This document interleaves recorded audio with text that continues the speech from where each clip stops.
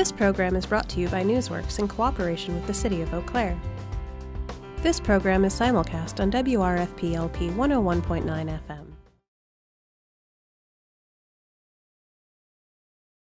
The Eau Claire City Council meeting will return in a moment. Newsworks is made possible by continuing community support. If you would like to volunteer or make a donation, please contact us via phone at 715-839-5067 or online at valleymediaworks.org. This program is simulcast on WRFP-LP 101.9 FM. We now return you to the Eau Claire City Council meeting.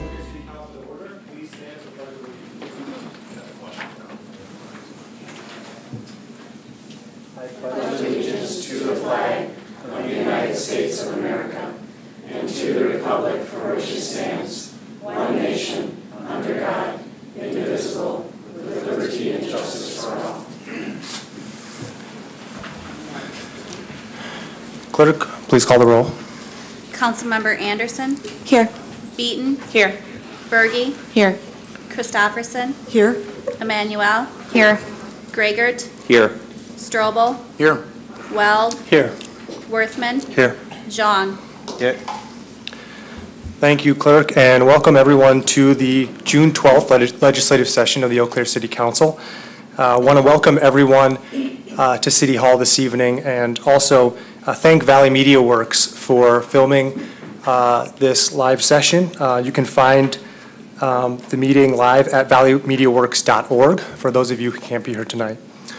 Before proceeding, I would like to recognize our city manager, Dale Peters, with a few words regarding recent developments surrounding our city council leadership and what we're likely expecting in the weeks and months moving forward. Mr. City Manager. Thank you, Vice President Worthman. Today we received a resignation notice from Council President Kincaid. Council President Kincaid announced that she's resigning as the Council President effective immediately. Vice President Worthman, as Vice President, would then be presiding over the meetings until a process is followed to find a replacement for that position. Staff's currently developing the procedures for filling that vacancy, along with some options and decision points that Council will have to make.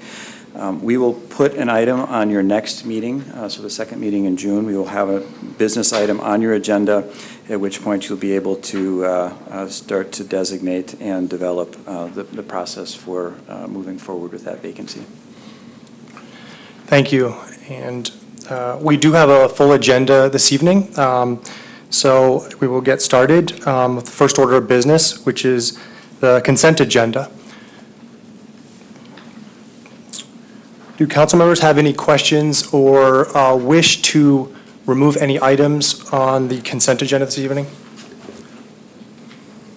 Council Member Emmanuel. Thank you, Vice President Worthman. I would like to remove item number 18 for separate consideration, please.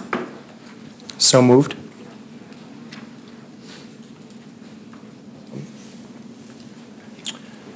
We'll take up the rest of the consent agenda separately. On a motion by Councilmember Strobel, seconded by Councilmember Anderson. The consent agenda is moved. Are there any discussions at this time?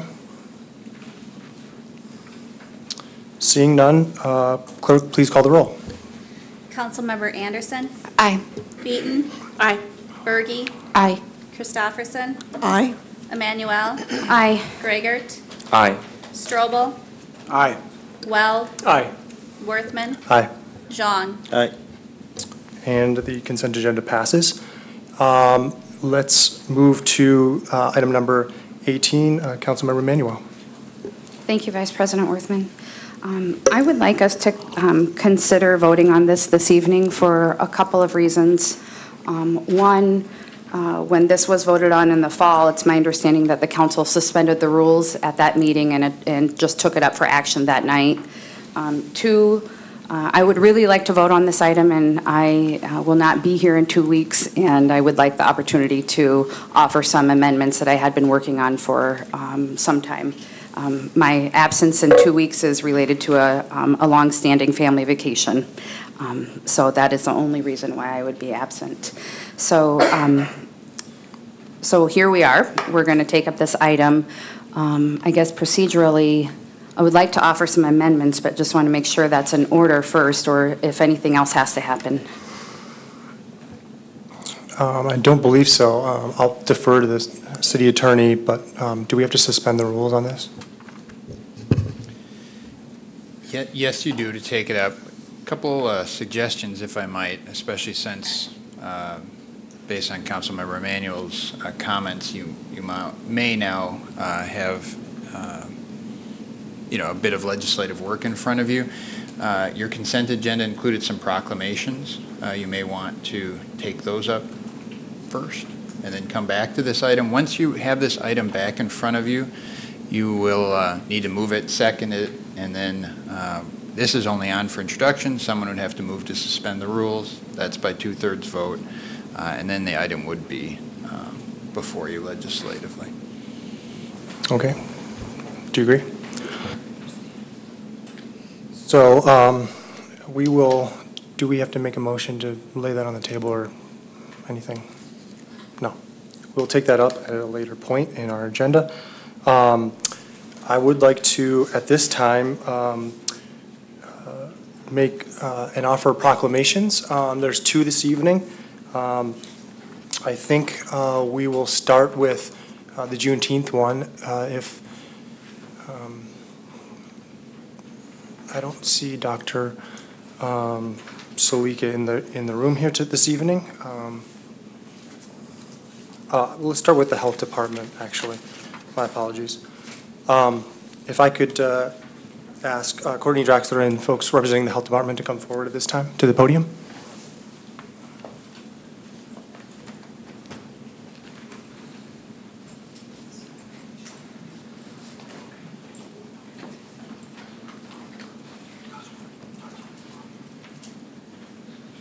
Thank you all so much for coming this evening. And I just want to say, first of all, how grateful we all are, City Council and as a community, for the hard work that you do day in and day out. I think most people have different ways of connecting to the health department and the important work that you do. So tonight I want to take a little time to offer this proclamation regarding your status of National Public Health Accreditation. And so I'll just read a few of the whereas clauses now. And whereas the Eau Claire City County Health Department was recognized and awarded national accreditation status by the Public Health Accreditation Board, and whereas the Eau Claire City County Health Department has demonstrated excellence in compliance in 32 recognized standards and 100 measures representing 10 essential public health services core functions, including administration, governance as set forth by PHAB, and whereas City County Health Department has met rigorous standards related to quality of service, accountability, stakeholder reflection, and high performance of government and public health department, Eau Claire City County Health Department is one of 220 accredited agencies across our country and one of 15 agencies recognized in Wisconsin. I, therefore, on behalf of the Eau Claire City Council, do hereby express our great pride and congratulations to the Eau Claire County Health Department staff for earning this National Public Health Accreditation. And thank you.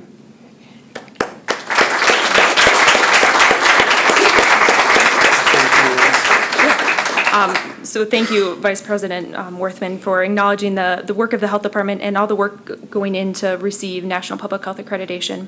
I would also like to thank the entire City Council for your 75 years of partnership with the County Board that helps support our unique partnership, our unique structure of being a City County Health Department.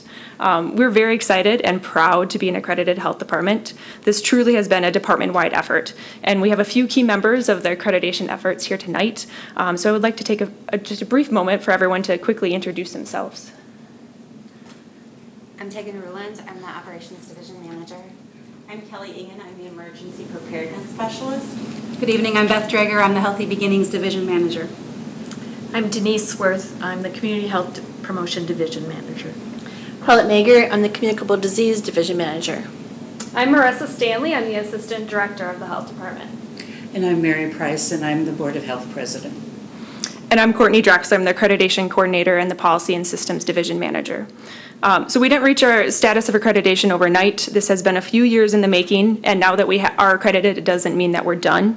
Quarter accreditation is our work with community partners, our commitment to quality improvement, and our willingness to tackle tough public health issues. Accreditation is really an ongoing process to achieve and maintain excellence around the national standards. So Liska, our health officer, I know was unable to be here tonight, but without her support and the support of the Board of Health and leadership from both, we wouldn't have been able to go through this accreditation process. And we're lucky enough to have our Board of Health President, Mary Price, here to say a few words. Thank you. I just want to echo the thanks that Courtney has said in terms of council support that has gone on forever, and we expect we'll continue forward together and continue to do good things for the Eau Claire community. I'd also like to be able to take this opportunity to publicly recognize all of the staff at the health department. We know what outstanding things they do all the time, and now it is also recognized officially nationally. That's very important for the community. I'd also like to take this opportunity to publicly thank the city staff. They are valuable community partners in everything we do, and we appreciate that and recognize the difference that makes also. So thank you. Thank you. Thanks for all your work.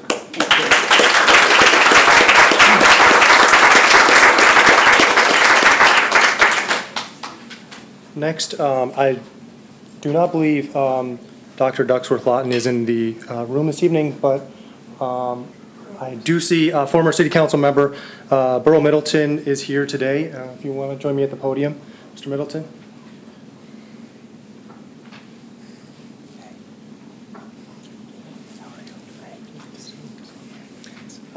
This is an incredible event, again, that has been going for many years. Juneteenth is the oldest known celebration commemorating the Emancipation Proclamation, document which ended slavery in the United States. And whereas on June 19th of 1865 is recorded in history as a date when word of the emancipation brought freedom to the last remaining slaves in the country. And whereas this important event in the United States has now grown into a global celebration which encourages self-development, appreciation for all races and cultures. And whereas Uniting Bridges Incorporated, which with the help of many area organizations and community members, has organized and celebrated at Carson Park in Eau Claire on Tuesday, June 19th. This event is to highlight and bring awareness to this important observance and to provide an opportunity for all people of our community to get together, to share food, fun, and an atmosphere of respect and inclusion. And whereas this celebration marks the 18th annual Juneteenth celebration in our city, now therefore be it resolved, the City Council of Eau Claire hereby proclaims Tuesday, June 19th, 2018 as Juneteenth Day. And we would like to encourage all residents to join in recognition of this day of unity, freedom, opportunity, and to honor the diversity of all racial and ethnic groups throughout our community. Thank you, Mr. Middleton. Thank you.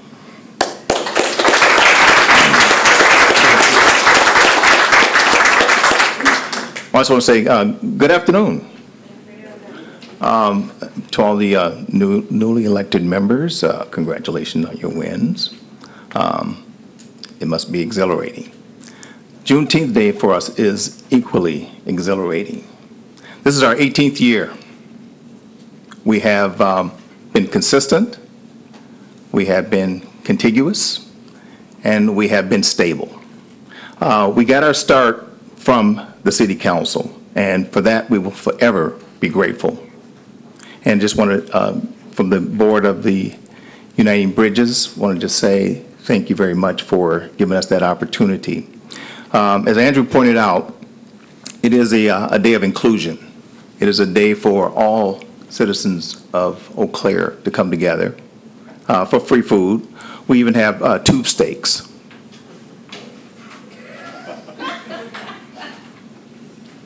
Some people don't know what those are. They're called hot dogs for others.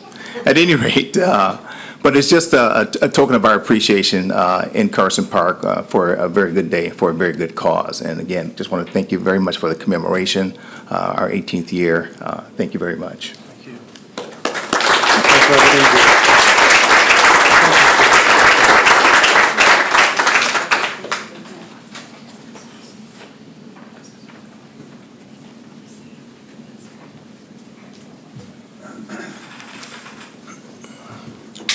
Thank you again. I believe we should, at this time, unless I hear any opposition, take up the consent agenda item that was previously referenced, agenda item number 18, regarding transit fares. Do I hear a mover and a seconder for this item? Point of order or clarification? Do we need a mover and seconder, or do we need to suspend the rules, or what was that operational procedure? So to actually take the item up, you've got to suspend rules. So there does need to be a separate motion for that. And either order is fine. I mean, having a mover and seconder of record is a good idea, but then there does need to be a motion.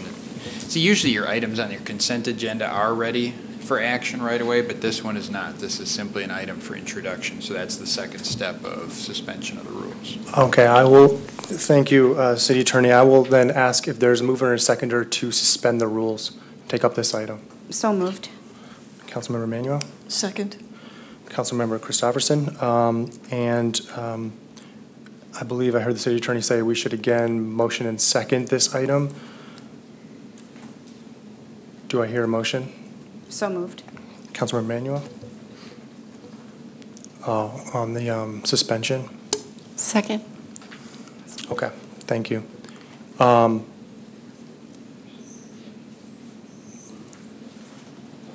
The item is now under consideration without any objection. Councilmember Emanuel? Sorry, Councilmember Strobel. I object, I guess, and I would like to explain why. Okay. It's just for introduction, and to talk about it now, bring it up when it's supposed to be having another public hearing on June 25th. I mean, for me, I would prefer if Councilmember Emanuel's not going to be here on that date, if she moved to postpone it to a date when she would be here. That would make more sense to me than to add a bunch of potential amendments when we're supposed to be having a public hearing on it. So I don't know, because it seems to me like if we move it and vote on it, then when that's gone, right? So that would be my thought. Thank you, Councilmember Strobel.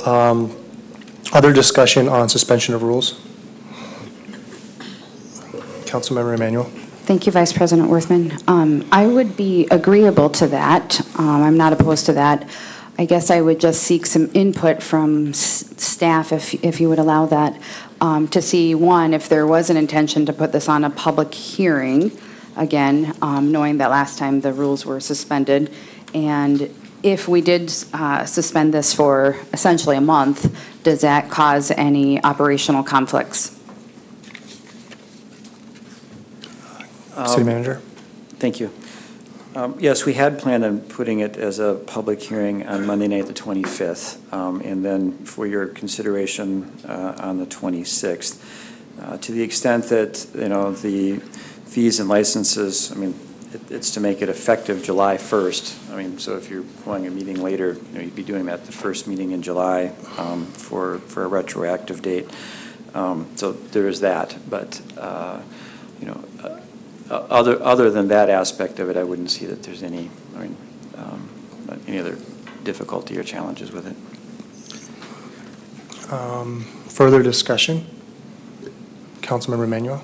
Thank you, Vice President Worthman. I guess, I don't know what the right procedure is. I guess what it seems that council is now weighing out is, do we want this to be taken up and for sure effective on July 1st and sacrificing a potential public hearing, or take it up now and have it effective July 1st? Or don't take it up at all, and I can give my amendments to, I don't know, I'll communicate with the city manager and maybe advancing them at a later time. So I'm really amenable to any of the above, and would just look for some feedback as we work as a body to figure this out. Any further discussion from the body? Councilmember Weld. Excuse me, Vice President. I guess I would like to see it discussed and decided on today. We've been on this for we'll be 7 months now. And we've kind of set a goal of July 1. I guess it's my intention that we're going to move forward with it, that, I haven't seen the amendments, so I'm not sure what they entail, but I think we've put a lot of time and effort into this, and I just assume we move forward with it sooner rather than later. Thank you. And further discussion before we call the roll? Councilmember Christopherson. Thank you, Vice President Worthman. I don't have this expertise, but I'm wondering, since we're talking about options, if we could hear some discussion and the amendments prior to the public hearing, and then have the voting as was originally planned. Is it possible for us to just have this conversation but postpone the vote until after the public hearing later? So we would talk about it today, there'd be a public hearing, and then it would come for a vote on the scheduled date to be effective July 1st. I'm just I'll asking. defer to the city attorney if we properly notice to do something like that.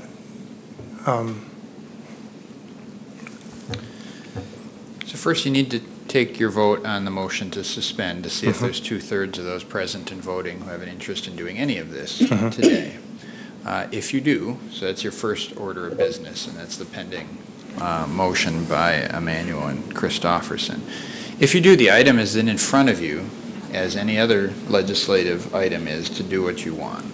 So you certainly could, once it's in front of you, choose to postpone to a date certain, either with prior public discussion or without.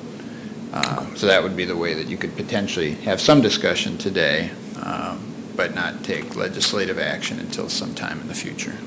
Okay. Any further discussion before we take a vote? Councilmember Beaton. Thank you. I'm also feeling a little uncomfortable voting on this without a public hearing, I think. While I understand the interest in being here for the vote, I also would be, I think, more favorable to postponing until after July, although I do also hear the urgency in reaching that goal, and so I'm feeling a little torn. But I think that I would be most comfortable with a public hearing as planned. Councilman Zhang. Thank you. I had the same thought with Council Beating. I think we should wait until hear from the public, see what they want to see happen.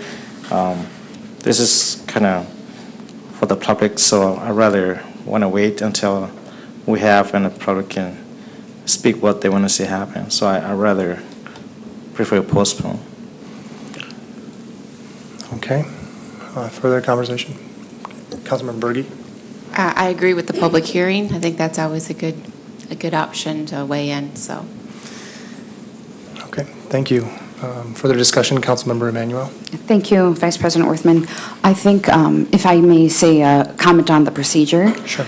I think procedurally what would happen is that I guess we'll vote right now to take it up right now, and if that fails, then the body should vote to advance this item, and then it would trigger that public hearing at the next meeting.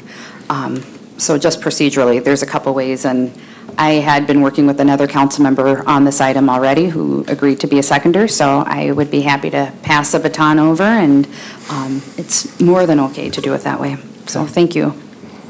Thank you. Seeing no further discussion on this item, we have a motion from Councilmember Emmanuel and seconded by Councilmember Christopherson to suspend the rules and take this up. Clerk, Councilmember Strobel would like to have further discussion. Clarification, then, what does a no vote and an A vote do for us? And then where do we go from there? My understanding is an A vote will take it out of introduction, and then we'll be discussing it. But then I thought I heard Councilmember Emmanuel say that it could just come forward at the next session as well with your seconder. So I'm not sure where, that's what I need clarification on that. Yeah, I think that's correct. Councilmember Emanuel? Thank you, Vice President Worthman. My seconder, I should clarify, that's working on the amendments, wasn't necessarily a seconder to tonight's motions. So it would be a separate transaction. So I think that this would be, tell you what, I'll make it maybe easier. I will withdraw my motion if the seconder, Councilmember Christopherson, would agree. And my intention is, and I would work with the other council member I had been working on with these amendments and ask the individual to bring them forth in our honor. We have a motion to withdraw from Councilmember Emanuel, and Councilmember Christopherson agrees? I'll withdraw my second. Okay. So that motion to suspend the rules is off the table. We still have to take this, we still have to move this item, I believe, and vote on it. We already did. City Attorney? I think we do, but just so everyone's mindful, so we have a motion by Emanuel and Anderson, but this is one of the most unique items that's on your consent agenda. So just understand that you're not voting on the substantive issue to actually adjust fares. That will come back to you at your next meeting. Really, all you're doing is taking a procedural vote. We have these on the consent agenda just as a notice to the public that this is an upcoming fee and license adjustment. So really, this is simply a motion and second to accept the notice of this item for the next meeting. And we do that by longstanding council resolution to give members of the public as much advance notice as possible of fee changes. So just know that right now all you're voting on is the procedural step to move it on to your next agenda. Thank you. Okay. If there is no further discussion at this time, clerk, please call the roll on agenda item number 18. Councilmember Beaton? Aye. Berge? Aye. Christopherson? Aye. Emanuel? Aye. Grigert? Aye. Strobel? Aye. Weld? Aye. Worthman? Aye. Zhang? Aye. Anderson? Aye. And that passes unanimously. We now move on to our business agenda. The first item we're taking up is number 19, special events, and is a resolution authorizing Volume 1 to conduct Food Truck Fridays on the first Friday of each month in July, August, September, and October of 2018 in the parking lot referred to as a Railroad Street parking lot in downtown Eau Claire. Mr. Koala has a presentation this evening. Good afternoon. Community Services Director Jeff Pippinger couldn't be here today, so I'm stepping in for him. And I'll just introduce the Food Truck Friday event that's on the agenda. The special event application before you is a new event. Food Truck Fridays is an event that will occur on the first Friday of every month, where 5 to 7 food trucks set up together in a downtown centralized location. This year's event will occur from July to October, starting at 11 a.m. and ending at 8 p.m.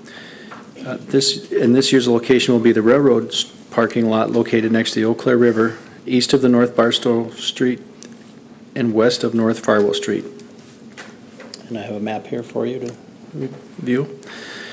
This event will require City Council approval due to the expectation of more than 1,000 people attending the food trucks and closing down a parking lot area. The applicant has reached out to Galloway Grill and Scooters regarding this event, and they have agreed to participate in the food truck events by opening their patio space to the food truck patrons. The Special Events Committee recommended approval of this event at the June 6th meeting, and I do believe the applicant is here tonight to field any questions if you may have, and I'll be happy to do the same. Thank you. Are there any questions for Mr. Koala or for the applicant? Councilmember Weld? Thank you, Council Vice President. Is the applicant here? Could I ask a question? Yes. Hello, Nick Meyer from Volume 1. Thanks for coming up, Mr. Meyer. Just had a question on, I saw on the promotional pieces that each food truck that will be attending or participating will pay a fee. Is that correct? Yes. Yep, to be part of the big promotional effort around the entire event. And the $650? Correct. And that covers all three, or is that? It covers, excuse me, I'm a little under the weather here, but. However many there are. Yeah, they participate in 3 of the 4 dates that are coming up. And so it's being there for the space, but it's also being part of a whole summer-long promotion around all the food trucks that are participating in general. So there's website and there's video and there's a bunch of stuff just to promote the culture and of food trucks and of the schedules that they have at other events throughout the entire summer and fall. Mm-hmm. Okay, thank you. Further questions for the applicant? Councilmember Beaton? Thank you. Do you have food trucks that are that you're partnering with already? We do. We have, I think, all but 1 or 2 of the spots filled. I mean, do you need more detail on those, or I guess I could try to remember, but I don't have all the things on top of my head. But yep, that'll be. Well, we had to get past this stage and everything too, and then we'll finalize and execute everything with all the people who are participating, and then that'll become public shortly thereafter. But it's exciting stuff. Thank you. Interesting ones.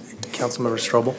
Thank you, Mr. Meyer, for continuing to think of all these creative ideas for downtown. I do have a question for you, and I also want to thank you for reaching out to Scooters and the Galloway Grill, and getting that ahead of time.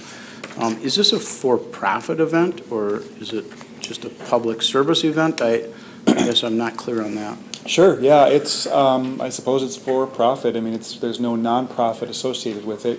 We are partnering with Silver Spring Foods to present the whole thing and all of the promotion that goes with it. And I assume all of the food trucks are for-profit businesses as well. So I think we're firmly in that camp, yes. Pretty much. Okay. And then I'll have one question for Mr. Quala. Thank you. Sure. Are there any other questions for the applicant? Seeing none. Thank you, Mr. Meyer. Mr. Strobel. Sorry, Councilmember Strobel. Thank you. So you're taking up a lot of parking spaces here, and I don't know on a daily basis if those are filled or not filled, and how will that affect things? I know this parking lot is has been used to meet a lot of parking requirements of businesses where those spots are supposed to be available for them. Have we looked at that at all with any of our parking agreements and stuff? Is that going to be a concern for us? Or with Block 7 over there, can they park there? Yeah, my understanding is our Leah Ness, our traffic engineer, and Jeff Pippinger have worked out an arrangement with the people that have agreements to park in those stalls. And the rest, and the opinion of the committee was this parking lot does have the carrying capacity to handle this event with little disruption.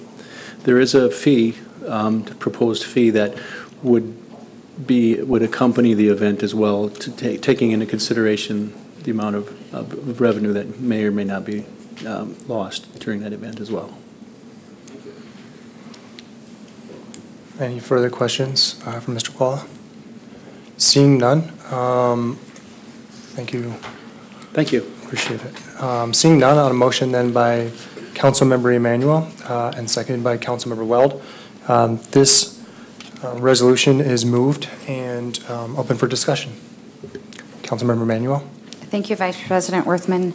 I just want to give some kudos to our body and to the folks that Mr. Meyer is working with and the small businesses. I think the timing is fantastic in the sense that there have been barriers recently lowered, and hopefully to help encourage people to endeavor in this type of business. And thank you for putting the lasso out there and rallying people together. So I'm looking forward to it. It looks like a great opportunity for people, and really appreciate your efforts and investments to building culture, meaningful culture here in our community. Thank you. Further discussion on this item? Councilmember Gregor.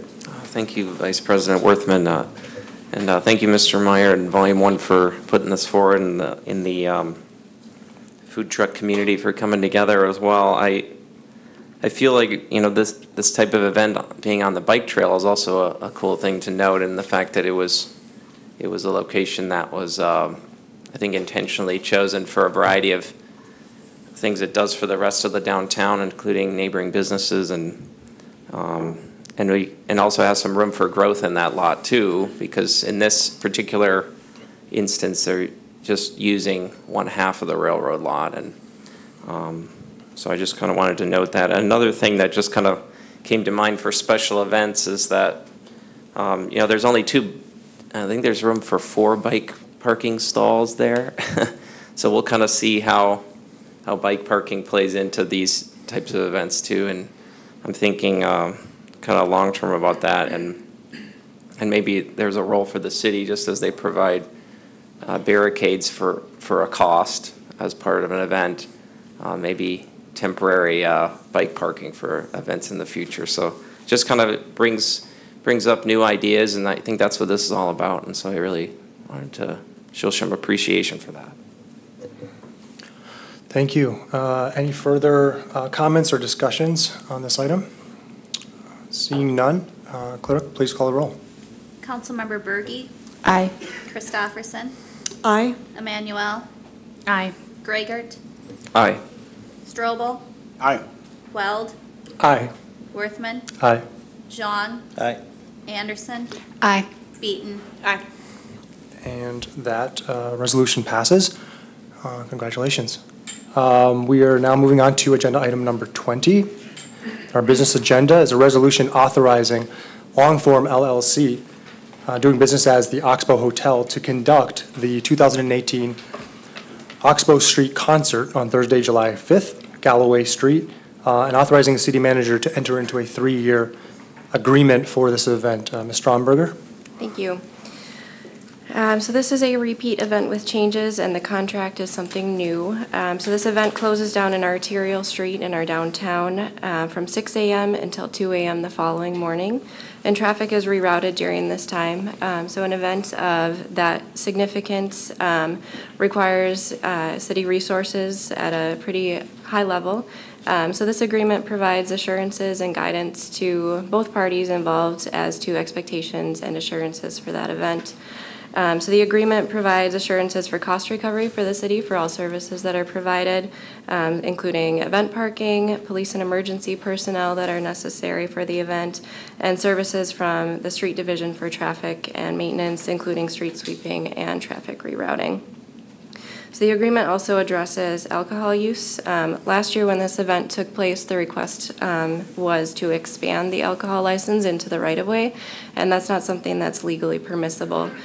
So this year there is no license expansion in front of you. Instead, what staff looked at and considered was the unique circumstances of this event, including the common ownership of property on either side of the right-of-way, the fact that revenue from the event is mostly from ticket and food sales and not from alcohol.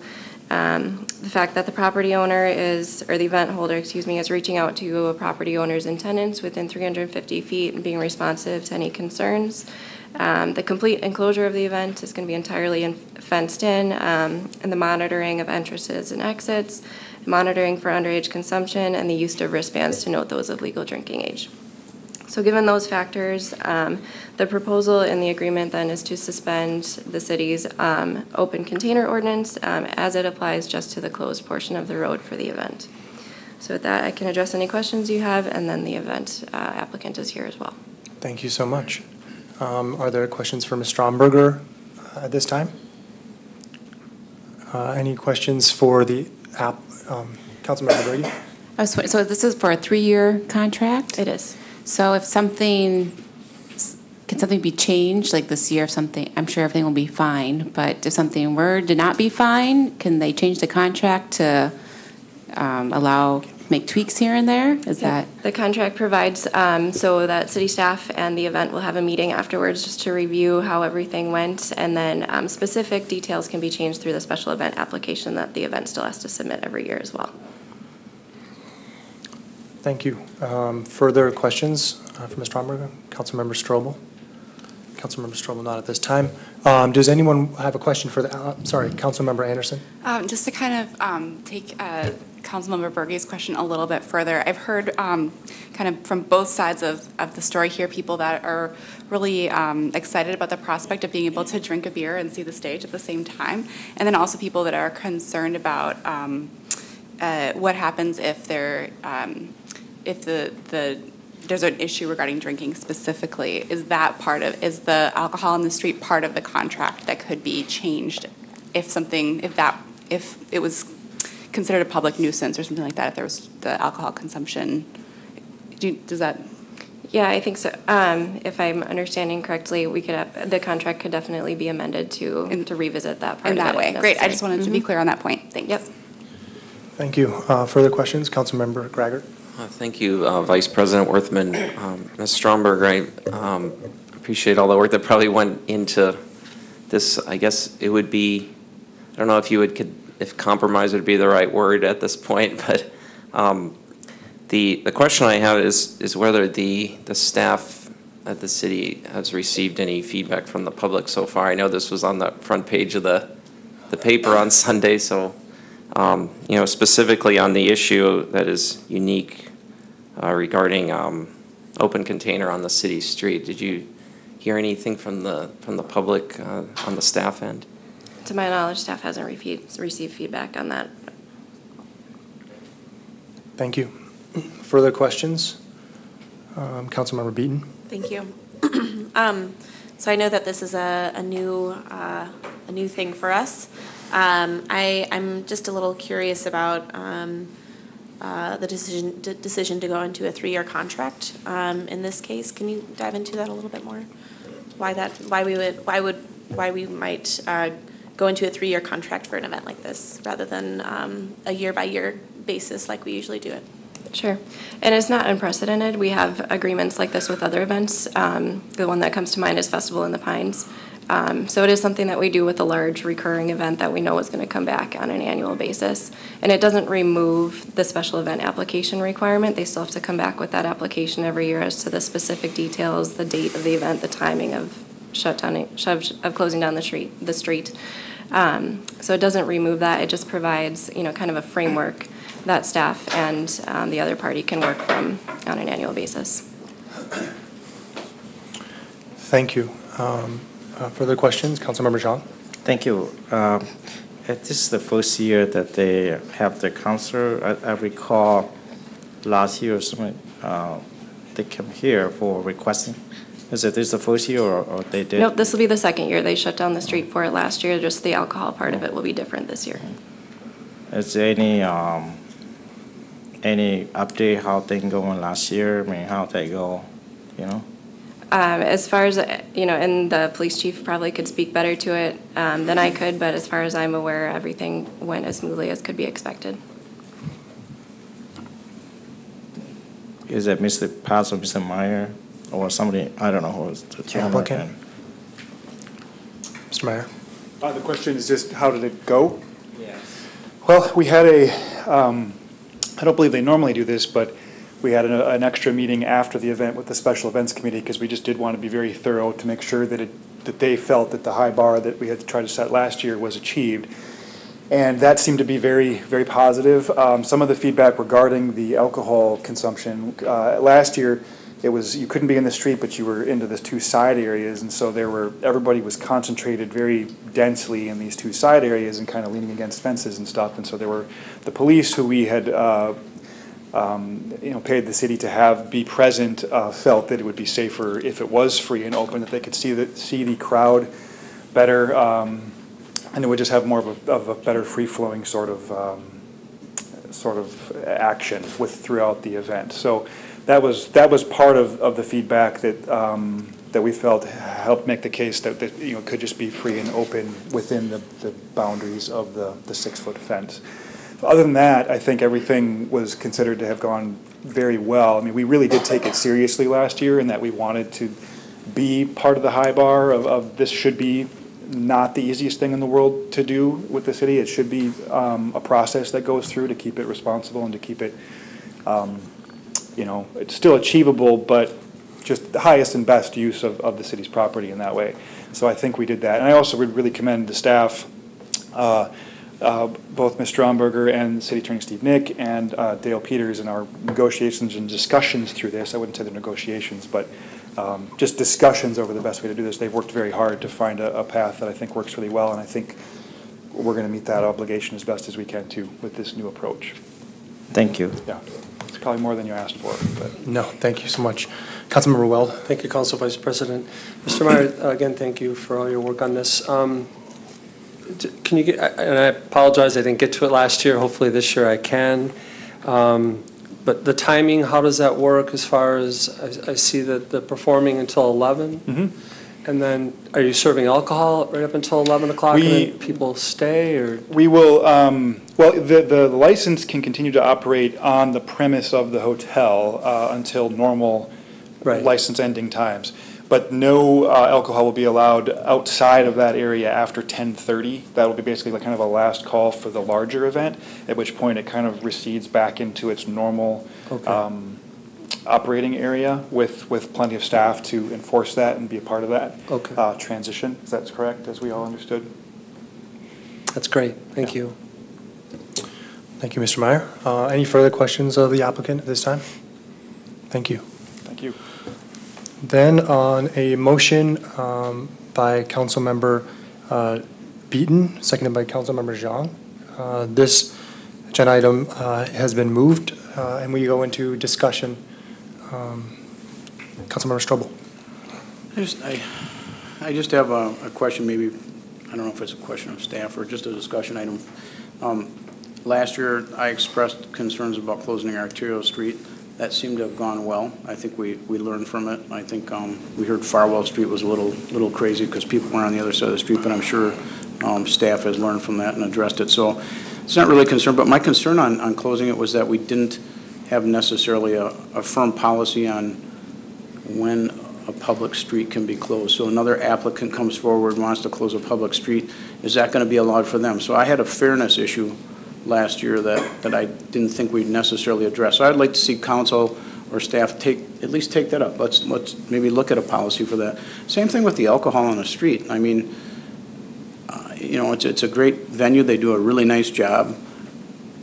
But I want it to be considered fairly for every applicant. And there might never be any more applicants, but there's been a few in the past that we might have not allowed that. So I would like to see us have some type of policy on both those issues. That's my only comment. I think it's a really nice activity, and I've heard a lot of great comments on it. So, Thank you, Councilmember Strobel. Further discussion, Councilmember Berge. I agree with Councilmember Strobel about the alcohol. We're opening the door a crack a little bit, and we'll see where else. I think having a policy, because so there's no policy right now. I mean, right now the policy is no alcohol except for special events. So I agree with that idea of developing something more concrete for future. And yeah, if it goes really great, and I think also with the 3 years and having those conversations is really important, and what worked well, what didn't work well, and continuing with that as well. Thank you. Further comments, Councilmember Christopherson. Thank you, Vice President Worthman. I did hear from constituents that were concerned about alcohol use in a public area. I think that I really like this particular special event. I think that Volume 1 does a beautiful job of promoting fun and new ideas for our downtown area. But with the drinking culture that Eau Claire deals with, I think, again, as Councilmember Strobel mentioned, I think we really need to look at what are the policy guidelines for making these decisions. One of the things that I see as particularly helpful in this agreement is that the alcohol sale is from a building that is off the street. Now, in another event, this might be something that they're going to be serving out of a tent. And to me, that would be a very different environment. So I would like to hold this as separate in my mind, being our art and fun festival culture versus our drinking culture. And I think that it's pretty carefully defined here that we're wanting to create something different, a different experience. And I'd like to see us evaluating it along those same lines. Thank you. Thank you, Councilmember Christopherson. Other discussion? Seeing none at this time. Councilmember Gregor. Thank you, Vice President Worthman.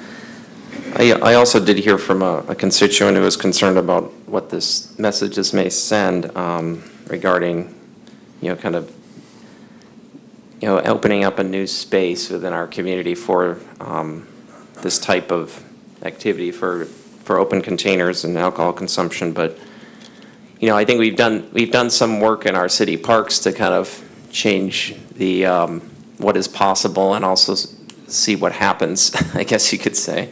And it was done relatively carefully in places like Phoenix Park and other parks. And I like to think of our streets as not just a place for driving cars, just as I'm an advocate for biking and walking. And I also think we need to rethink what our streets can be for special events. And I think this is a very limited way to be able to see how it works, especially if we have long form has been doing other events before, and some of the partners involved, these are pretty chill events overall, and they're not focused on the drinking aspect, and they're focused on a lot of other things we do want to promote more in our community. So I think if this event does strike a balance, that we'll see how it works, and we can always change it. But I think it also addresses some problems that occurred at the last event that I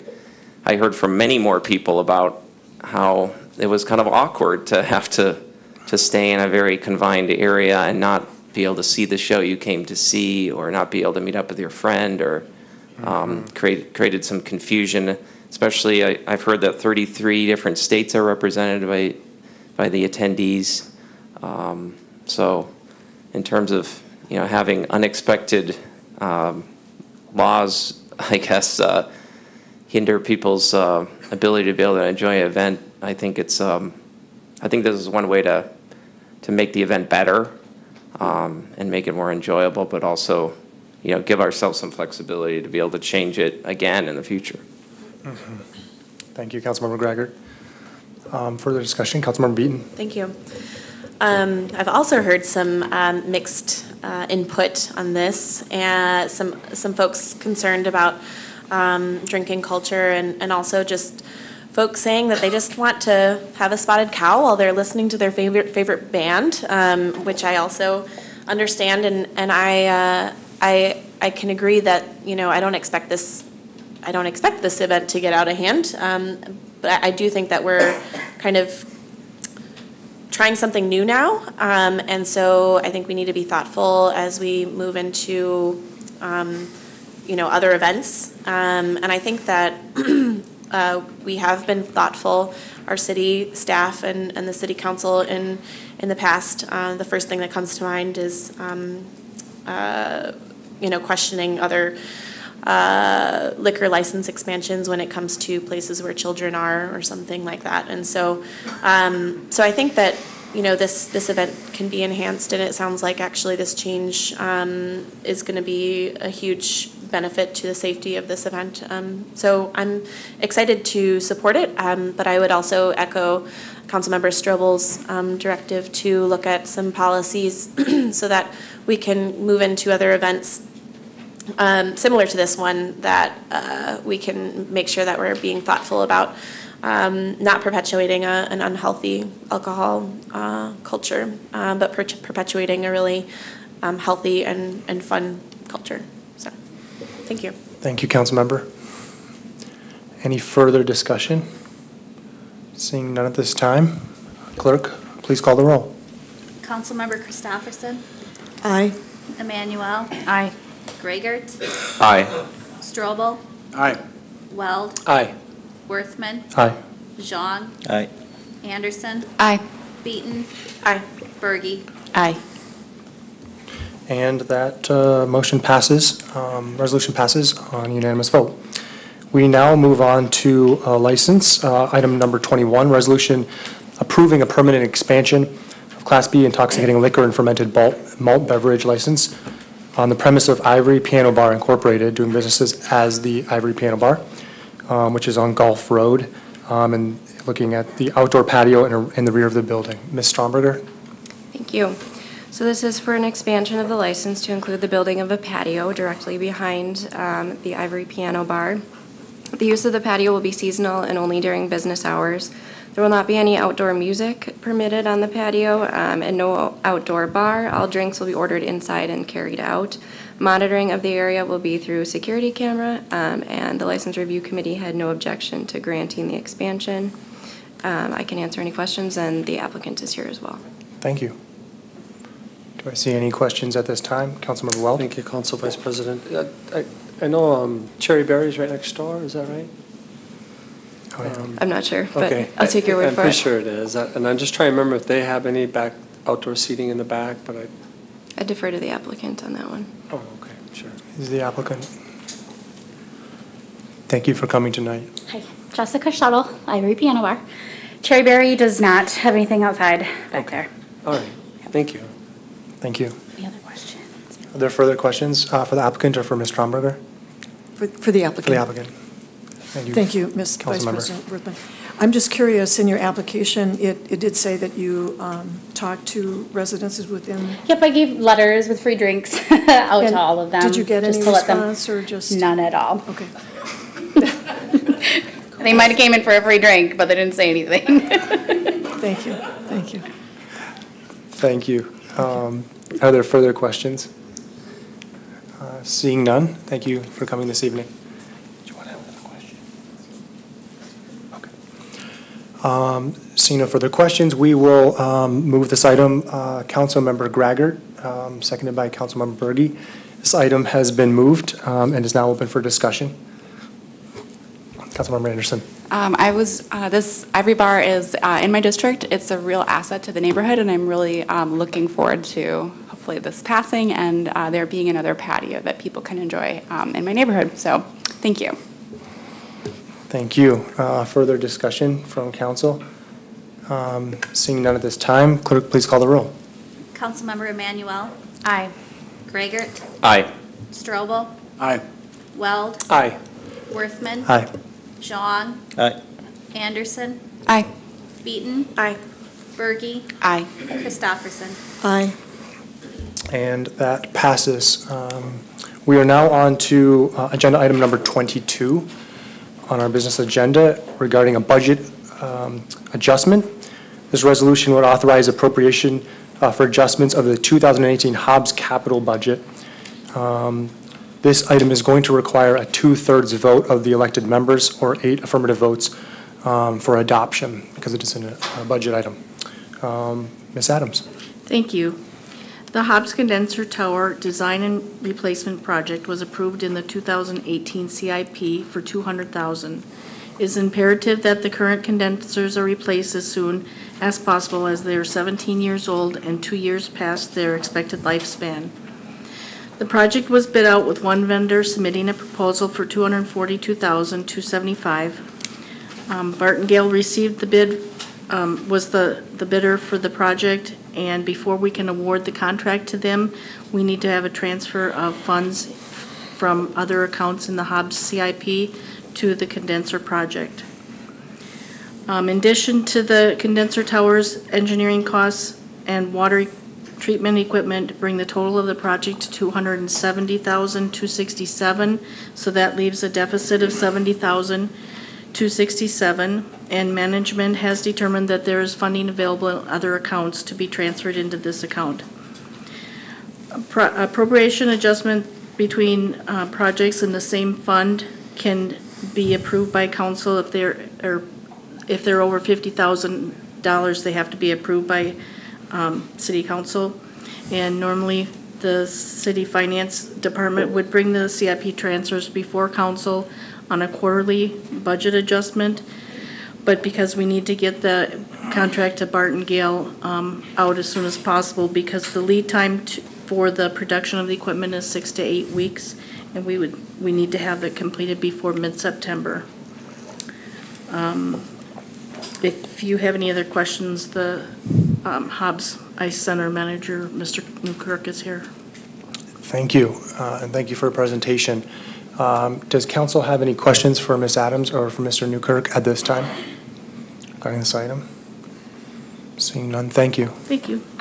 Then on a motion by Councilmember Christopherson, seconded by Councilmember Strobel, item number 22 is moved. and is open for discussions, amendment, other.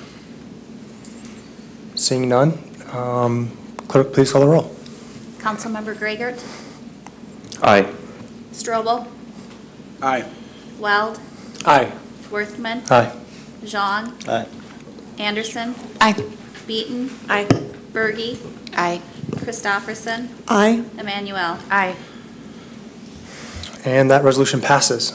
We move now to item number 23, Trillium Estates Phase 2, resolution approving the final plat for Trillium Estates Phase 2 located on the north side of County II, east of Highway 93, in the town of Washington. And Mr. Allen is here this evening with the presentation. Thank you, Mr. Vice President and members of the council. Again, before this evening is a request from Real Land Surveying to approve the final plat for Trillium Estates Phase 2. It's a 4-lot subdivision, as noted by Vice President Worthman, on the east side of Highway 93, north side of County Road II. This is in the 3-mile extraterritorial jurisdiction, ETJ area, where the city has authority to approve final plats, certified survey maps or CSMs, things of that sort. In this case, this is a commercial plat, creating 4 different lots along this stretch of Highway 93.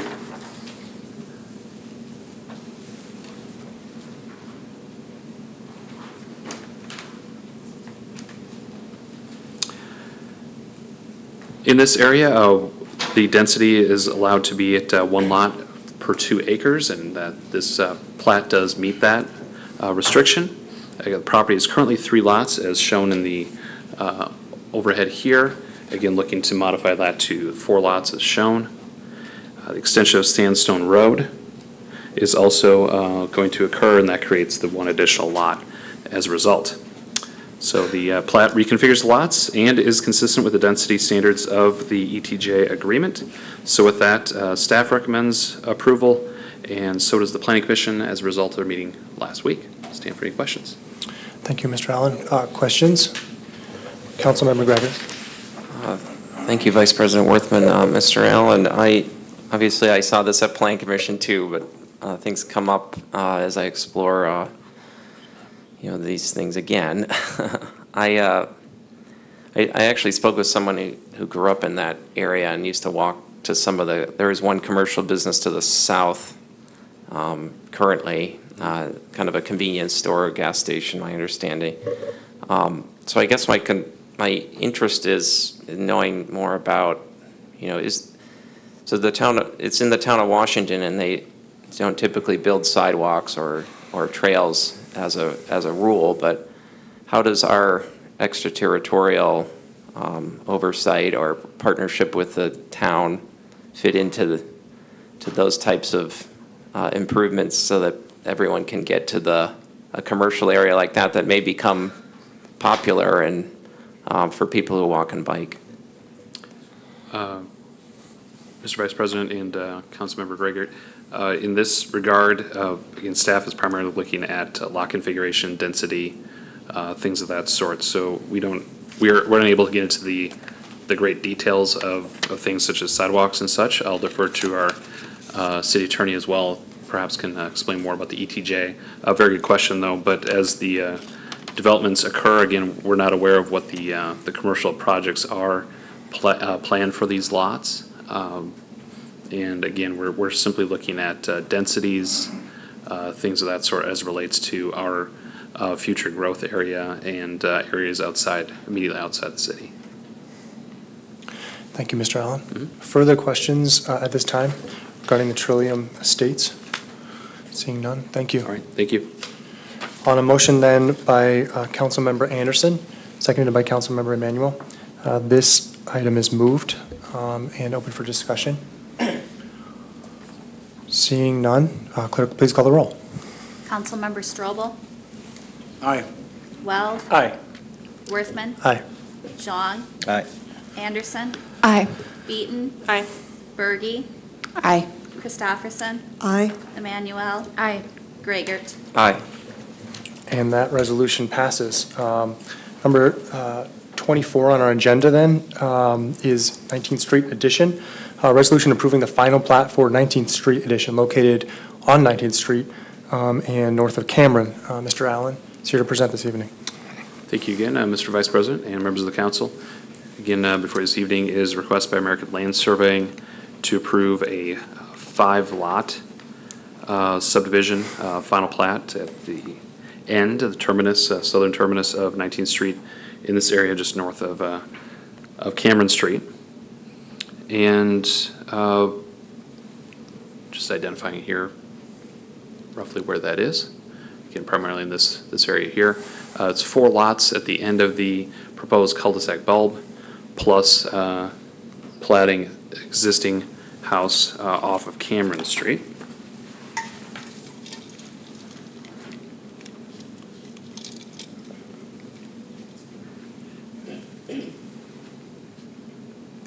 Shows a little bit better here. Again, all lots meet the design standards for the zoning district, the R1 zoning district. And again, this will create that cul-de-sac bulb with the 4 lots. And again, the other lot along Cameron Street has the existing single-family home. This was presented to the Plan Commission last week. It is recommended for approval by both staff and Plan Commission. The next item on your agenda, we'll talk about the development agreement.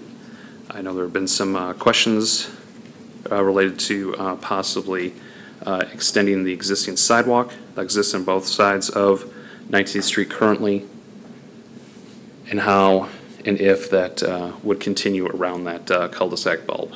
So I'll defer those questions to Mr. John Jensko when he presents that item as part of the next agenda item for you. Stand for any questions. Thank you, Mr. Allen. Are there questions? Councilmember Strobel.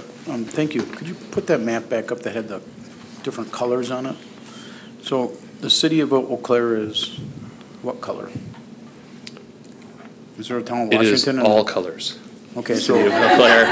So it's not in the town of Washington here? No, this all the areas in question here are in the city limits of Eau Claire. They are.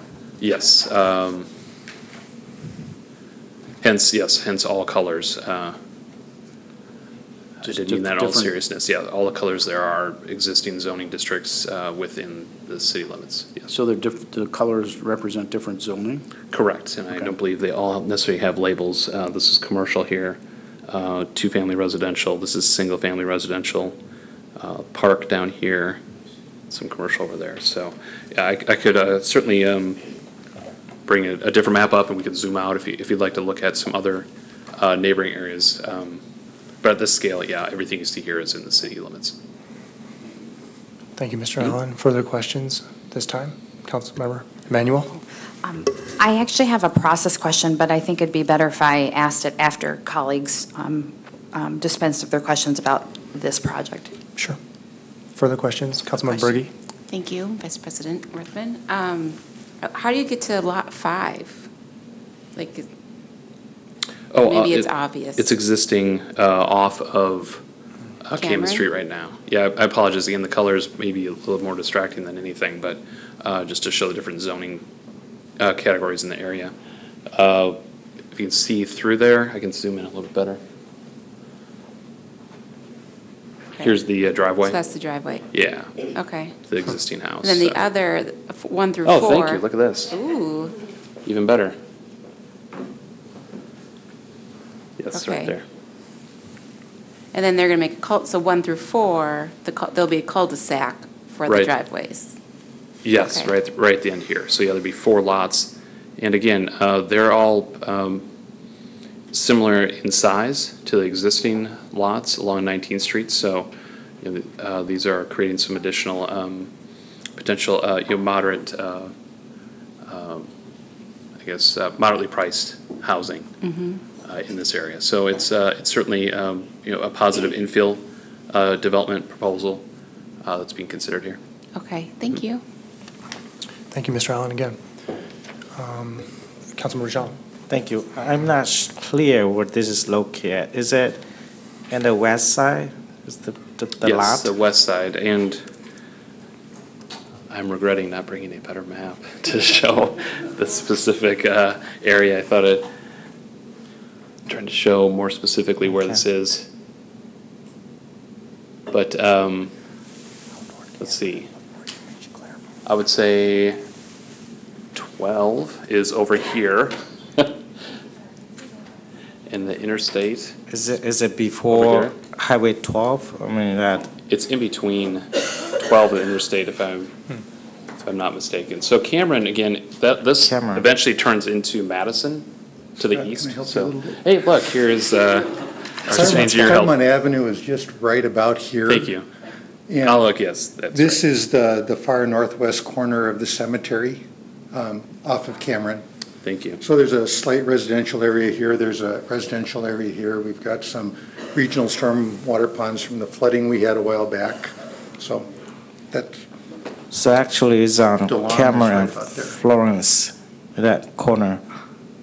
Sorry? Florence Street and Cameron, that area? That's, yes, right here. Yes, thank you. Okay. Okay, I think I got it. Thank you. Yes. Thank you. Any further questions? Councilmember Beaton? Thank you. I apologize. I was in the bathroom, so I may have missed this, but I'm curious about about the decision to go to a roundabout with like a driveway that comes off rather than just a street.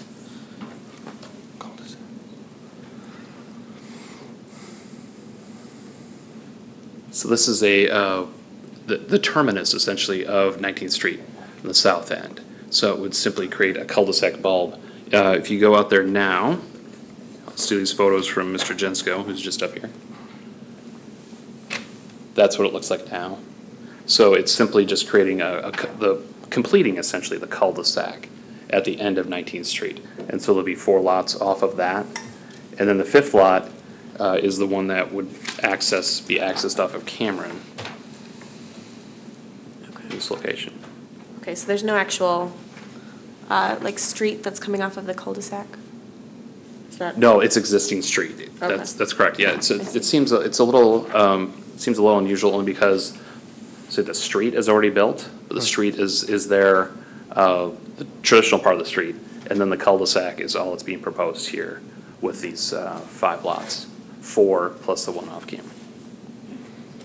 Thank you for the clarification. Thank you, Mr. Allen. Any further questions from City Council? Seeing none. Oh, sorry, Councilmember Emanuel. That's okay. I bet this question is perhaps for the city manager, and it's actually, I guess it's a process question about the items in our agenda. Do we, since the council president typically signs each document, do we need to be amending as we go along, or can that be adjusted administratively?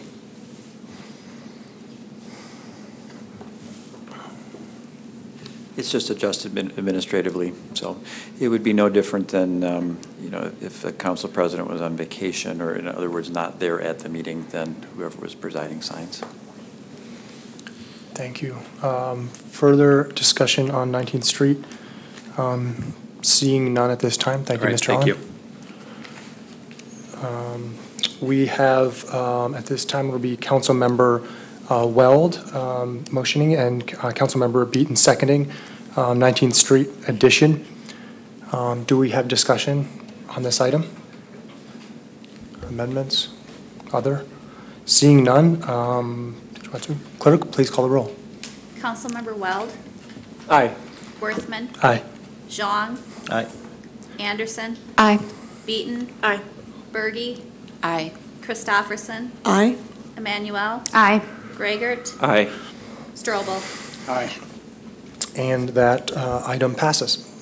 We move then on to item number 25, which is a resolution authorizing the city manager to enter into a development agreement with Holzinger Homes LLC for street and utility improvements within the plat. Mr. Jenskow is here to discuss. Yeah, this is the development agreement to go along with the plat that you just approved. It's basically to pave the cul-de-sac at the end of 19th Street and then extend the water line through to loop it through to meet the water line on Cameron Street. As Scott showed you in the last presentation. This is 19th Street. The development is going to be in here. It's a fairly routine development agreement. It includes special conditions referencing financing, construction inspection, and development review fees. But sidewalks have become a topic on this one. I've received some phone calls. I believe they came up at the Plan Commission as well. And so I've got a little extra detail about sidewalks this time. The development agreement calls for sidewalks all the way around the cul-de-sac. It was written to include that. The ordinance as written requires sidewalk for all new development unless the developer requests deferral in writing, which he has, and the council finds that sidewalk is impossible or impractical to build for topographical reasons, such as if you would need a retaining wall or something like that to get it in, or if the council finds that sidewalk would serve no other reasonable or foreseeable public purpose. So this particular plat, and this is a little larger aerial than what Scott showed earlier, and I'll zoom out a little bit. The plat goes right here. There's 4 lots. The 5th lot is on Cameron. You can see that one already has a sidewalk. But as you look at this map, you can see the sidewalk network. All the other streets have sidewalks. So a little vague up here, this sidewalk was actually put at the back of curb for topographical reasons. So that's what it would be connecting to. Now the developer has requested a deferral in writing, and his letter is on page 149 of your packet. If you choose to take that up, then a recommended amendment would be to amend special condition I, sidewalks to replace, special condition I, sidewalks, to replace drawing number 21805 with drawing 21805R, deferring sidewalks along the circumference of the cul-de-sac. What that does is it replaces the one that's in the development agreement with this showing the deferral. The language in the development agreement would basically change to look like that. That is if you decide to take up sidewalk deferral. If you choose not to, then sidewalk will be required per our city ordinance. I believe I've said enough. I'll just open it to questions now. Do we have any questions from council at this time? Councilmember Berge? So is the thank you. Is the developer asking for the amendment, or is this coming from the city? The developer has requested that sidewalks be deferred. And that comes Then in the I wrote the language of if you choose to do that, this is how, well, this is how you might go about it. Okay. Or you may choose to do something else. Yeah, okay. Further questions? I believe Councilmember Graggart has one. Yeah, thank you, Vice President Worthman. Mr. Jensko, I read the developer's letter, and it mentioned and I guess I saw it in the picture as well, there's a fire hydrant on the east side of 19th Street. And it was indicated that that fire hydrant quote, blocks the sidewalk route on the east side of 19th Street, an existing fire hydrant. So I guess I wanted to clarify whether that's the case from the city's perspective. No, it's not. And here's a picture showing the existing sidewalk coming up to the end of what was the old plat. The new plat starts from here and goes this way. And so that's the picture from one side, and this is the picture from the other side. Now, one of the things that the developer had proposed was that to terminate the sidewalks, then he'd put ped ramps here and a ped ramp there, which in this picture would put a pedestrian ramp right there. That would be in conflict. Our recommendation would be to, if you were to defer, would be to extend this sidewalk to the cul-de-sac and then put the ped ramp into the cul-de-sac instead of at a 90-degree angle. So in fact, the scenario in which sidewalks were deferred would be more likely to be a conflict with the fire hydrant than if we were to require sidewalks as a city. Yes, rules. and I would argue it's not a conflict at all under either scenario. Okay, thank you. Thank you, Councilmember Graggart. Further questions from the council? Seeing none, Mr. Jensko, thank you. We will have a motion then. Councilmember Zhang, you okay moving this? Seconded by Councilmember Graggart. This motion has been moved and is on the table for discussion. I believe as it is, if voted up, it would not defer sidewalks, so if council wants to discuss what to do, I'll open it up. Any discussion? Seeing none at this time, clerk, please call the roll. Councilmember Worthman. Aye. Zhang. Aye. Anderson. Aye. Beaton. Aye. Berge. Aye. Christofferson. Aye. Emmanuel. Aye. Gragert. Aye. Strobel. Aye. Weld. Aye. And that resolution passes. Next on our agenda is item number 26, the annual report. This resolution indicates receipt and review of the 2017 compliance maintenance annual report, CMAR, for the wastewater treatment plant and collection system.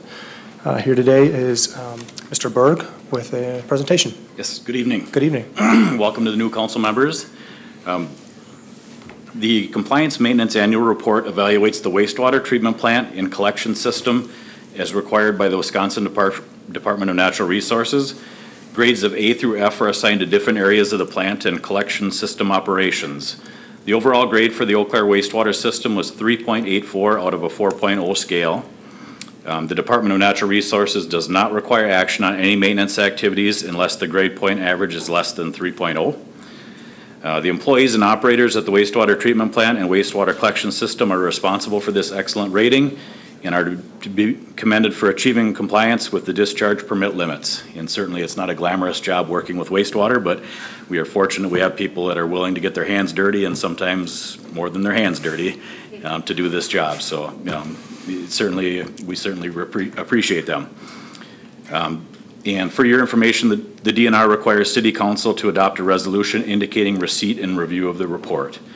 And I thought I'd go into just a couple minutes of detail here on the only section that we were downgraded on this year. We are downgraded on our sludge or biosolids storage. The DNR requires that we have at least 180 days of sludge storage per our WPDES permit, and we're a little under that right now. When the wastewater plant was renovated just a few years ago, we knew we were going to create more sludge. We just didn't know exactly how much. Now that we've been operating for a few years, we have a really good idea of how much sludge we're going to produce in the year. And currently we produce over 9 million gallons, and we anticipate that to continue into the future. 180 days of sludge storage equates to basically half of that, approximately 4.5 million gallons. And our site currently holds 3.75 million gallons, so we fall a little bit short. Our lack of storage is a permit violation with the DNR, and at some point in time, I anticipate that they will issue orders for us to accommodate more storage on our site. So it also creates operational issues for us. We have two narrow windows to get rid of our sludge. We take the sludge out to farmers' fields, we inject it into the ground, works as a great fertilizer for them. It's something we do free of charge, but we have to get rid of the material anyway. So, but we have really narrow windows. We have one in the spring after the ground thaws out and before farmers plant their crops, and then in the fall after harvest and prior to freeze up. So we have really narrow windows. This year was a late winter, as you all know. It was not much fun, and we were completely full. We had no more room for sludge, so we were kind of up against a desperate situation. This is the reason I bring it forward to you. I've submitted a request for a CIP project to add an additional 1 million gallon storage tank at our wastewater plant at an approximated cost of $1.2 million. So I just wanted to give you guys a heads up that this may be coming, and I figured it might generate some questions as to why we would have to spend money when we just spent $40 million renovating the plant a few years ago. So that's the reasoning why. If you have any questions, I'd certainly be glad to answer them. Thank you, and thank you, Mr. Berg, for all of your work on this as well. Do I have questions from council at this time? Councilmember Beaton. Thank you. I have a couple questions. First, I wanted to say that you said that it's not glamorous work, but our tour that we got, I think 2 years ago now, was like the funnest day ever. So Great. I thought it was very intriguing, and it really opens your eyes to how our city works and makes you appreciative that you all are so diligent. I have a couple of questions. First, other than potentially updating storage, the storage system, do we have any plans, even like long-range plans, for improving that grade point average that you mentioned? Well, if we upgraded our sludge storage, we would have a perfect score. Oh, That okay. was the only area that we lost points in this year, so. Wonderful. So we're close. That's all it would take. But we are analyzing the plant. We're probably going to do another study down the road a little bit, just to make sure we're on pace for going way into the future. But, you know, our plant is operating awesome. If you ever wanted to do a tour again, especially with new council members, I'd be glad to have you come down and take a look at it. Our effluent going into the river it looks like drinking water. It's wonderful. The content, the total suspended solids, the BOD, I mean, we're at 99% removal, which is tremendous. So the DNR appreciates it. We thank you for investing in our facility, and it is operating well. So. That's great. Councilmember Jean. Thank you. Thank you for your presentations on this. Just a quick questions. So 3.84, is pretty much standard every year for Eau Claire, or are we up, or are we lower? With the new plant, actually last year, or for 2016, we actually were a 4.0, but we weren't quite generating as much sludge, so we achieved the 4.0 scale. But you know, now that we're up to full plant operation, we have more sludge in the plant now. We're generating more. So, but in years past, we were a little bit lower than that. I know, like 2015, we were at 3.53. So, you know, certainly with our plant improvements, we're doing better. And like I said, the only place we got marked down was sludge storage this year. Thank you. Yep. Thank you, Mr. Berg, and don't believe we have any further questions, so thank you, and thank you for your work.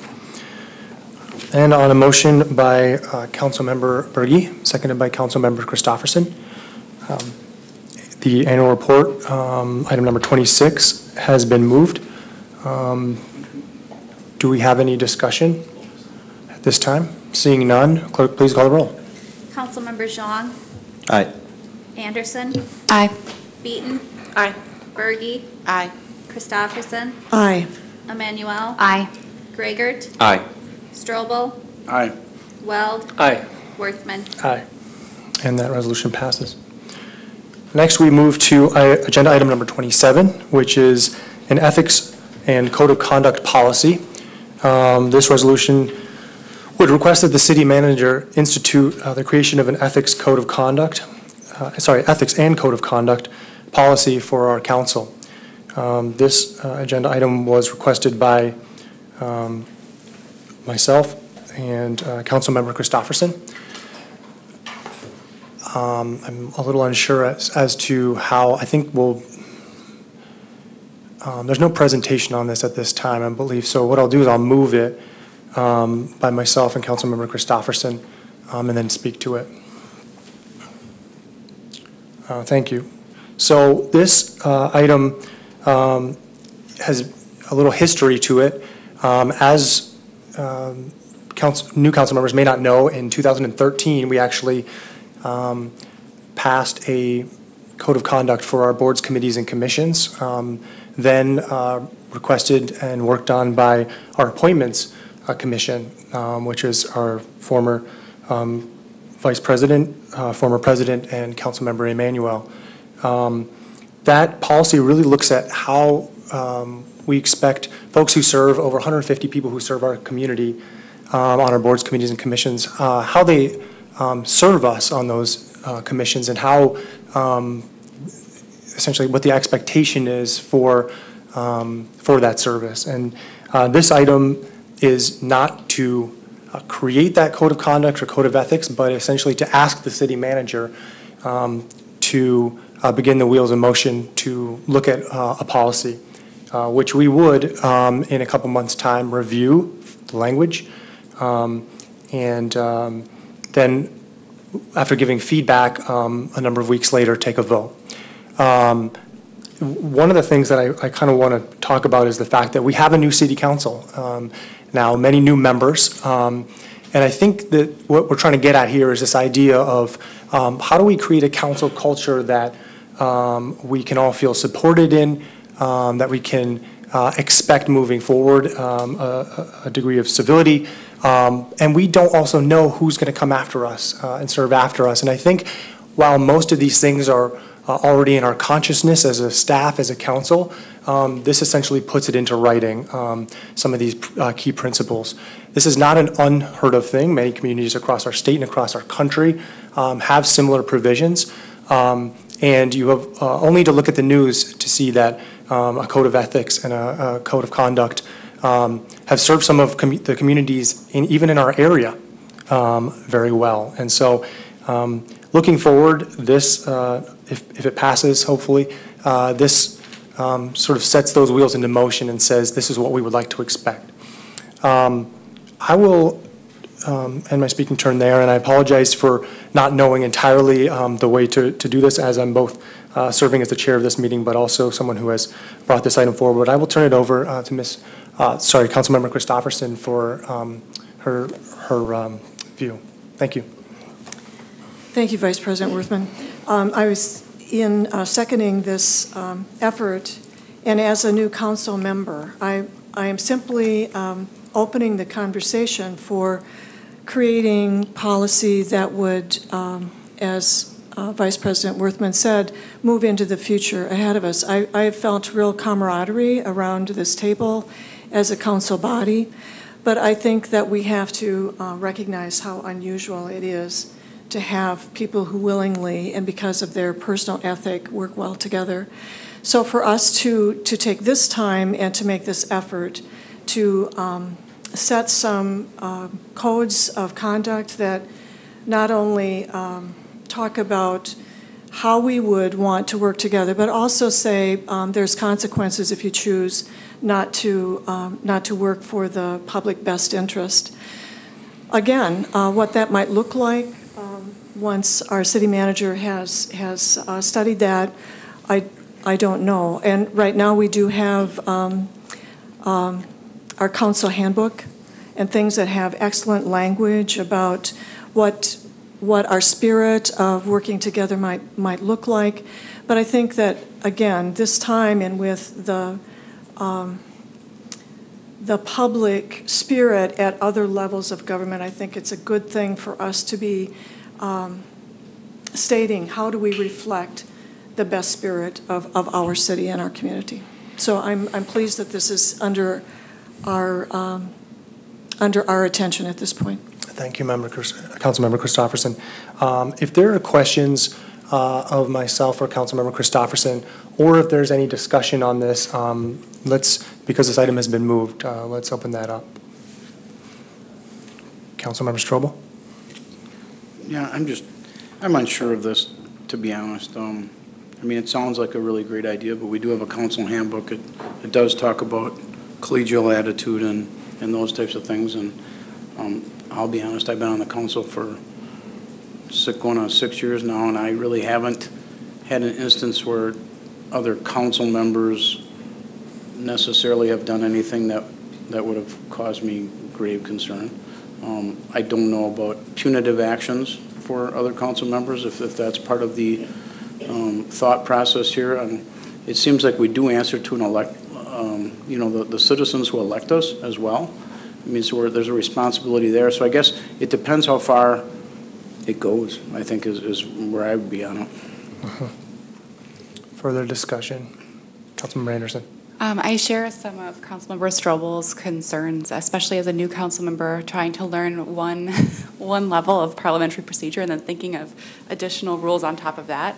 But I think when we talk about shaping it as ways to be intentional about creating a culture, and we think of it as a drafting process. Is that what I'm imagining the next step would be, is a drafting process with a lot of conversation about intentional culture. I think that could actually be really helpful going forward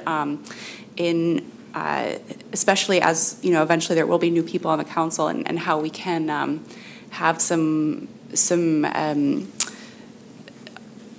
policies in place that can ease the sort of onboarding process, I think might be really helpful. So I think that how we work on drafting it together and the thought and care that we put into that could make this potentially really effective and really helpful.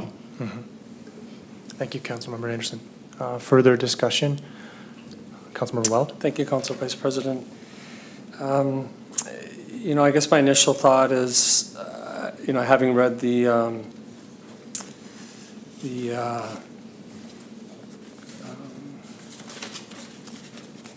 council handbook,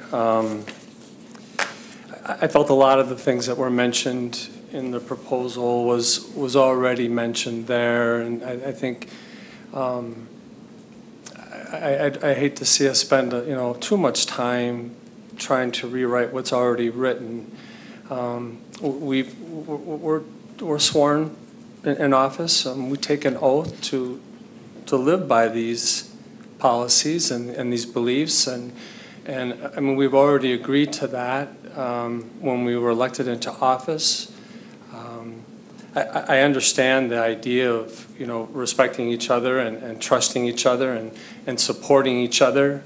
I think part of the process, though, for governing is challenging each other as well, questioning each other, and we're all going to have passions about specific things, and we're going to have different levels of passion about different things, and we're going to argue, we're going to have disagreements, but the idea, obviously, the goal is afterwards, when we're all done, we'll shake hands and go have a beer, and we'll move on to the next meeting. So I guess I don't want to see something where all of a sudden now we're cautious about how we say things and how we present things, because we could be penalized or forced to, provide community service because we got too much passion in our statement.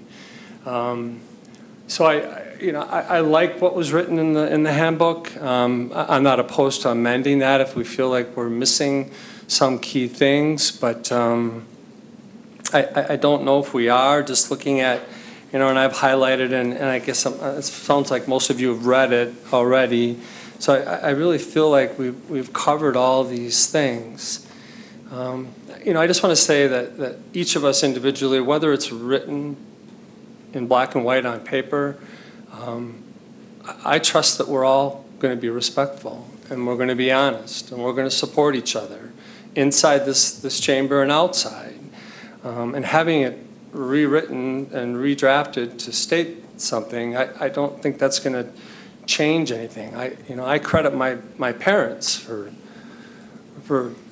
who I am, and why I'm respectful and why I'm trusting, and I also look at my successes and I base it on those things. And as Councilmember Strobel stated, we were elected for those reasons. That's why we're here. And obviously, if we ever stop being trustworthy or respectful, well, then we're no longer elected, and we no longer can to work, productively. So I guess I'd like to see us work with what we have and really not spend and have staff spend a huge amount of time involving this.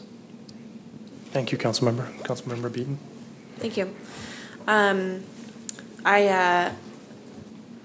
Obviously, we don't have a policy in front of us, so it's a little bit hard to speak specifically to that. But I am going to be supporting this, and I feel intrigued about what staff might bring forward.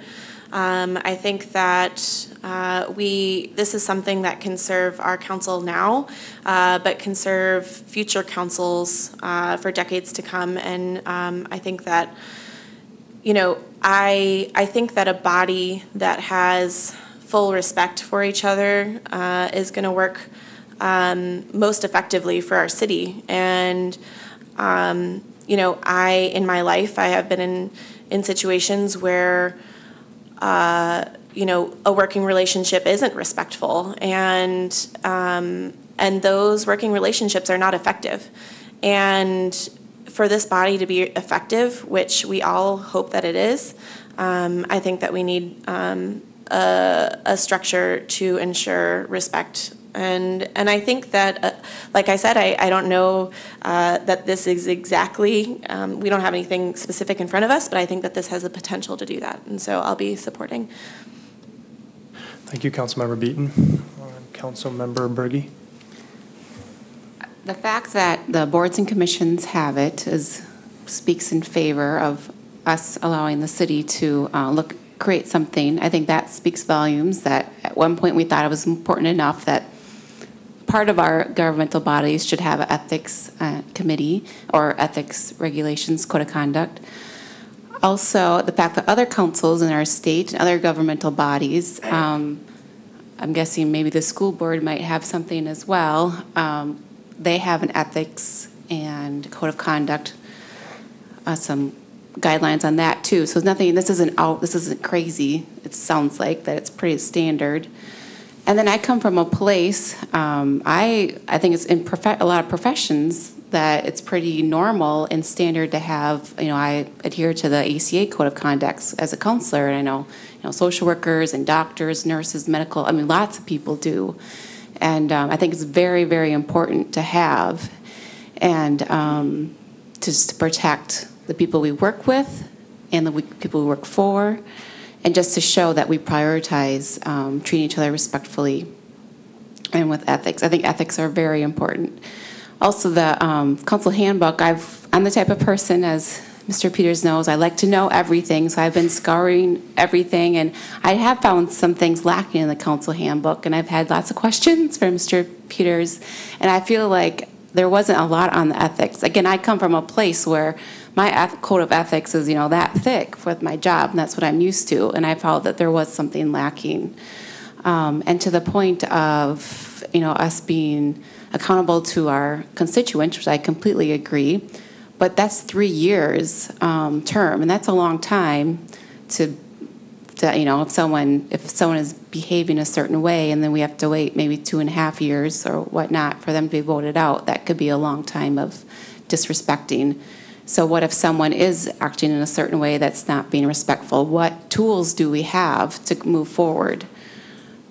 Right now, there's nothing spelled out that I know of, unless I'm missing what we can do. So this just gives us another tool to use. I don't see it as a bad thing. I love ethics. I think it's a great thing because it just gives us, again, another tool and shows that we prioritize that. So, thanks. Thank you, Councilmember Berge. Is there further input, discussion? Councilmember Greiger.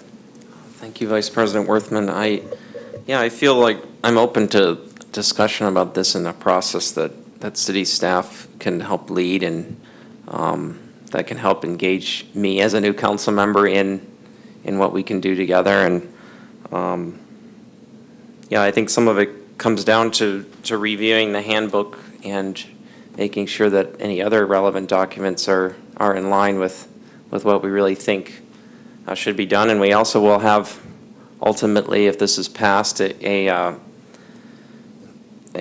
code of conduct policy and ethics document that we can vote on and amend and really have a discussion about. So it's not something we necessarily are saying we're going to do for sure. It's more of we're open to looking at it and seeing what can come in front of us in September or late August. So let's see what happens. Thank you, Councilmember Greiger. Further discussion? Seeing none, clerk, please call the roll. Councilmember Anderson. Aye. Beaton. Aye. Berge. Aye. Christofferson. Aye. Manuel. Aye. Greigert. Aye. Strobel.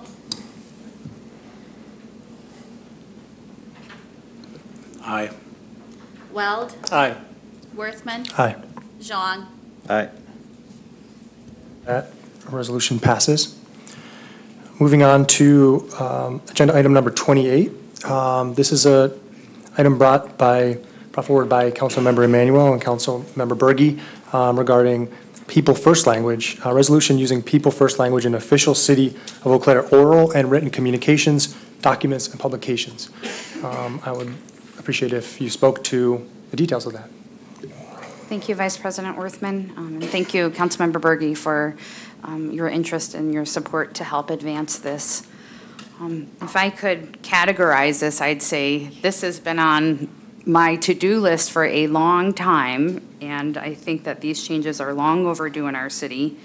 And as a little background, when the City Council was voting on transit fares for people who are experiencing low income, it really started to get under my skin of vernacular such as poor people or disabled people. And it seems that we are at a place where we can and we should modernize our lexicon to be inclusive of the people who live in our community. And so this is really one step to help modernize that language. Many other legislative bodies have taken up items such as this, and it really just helps to set that culture of who we want to portray as a city of Eau Claire and as we want the city to be reflected in their image.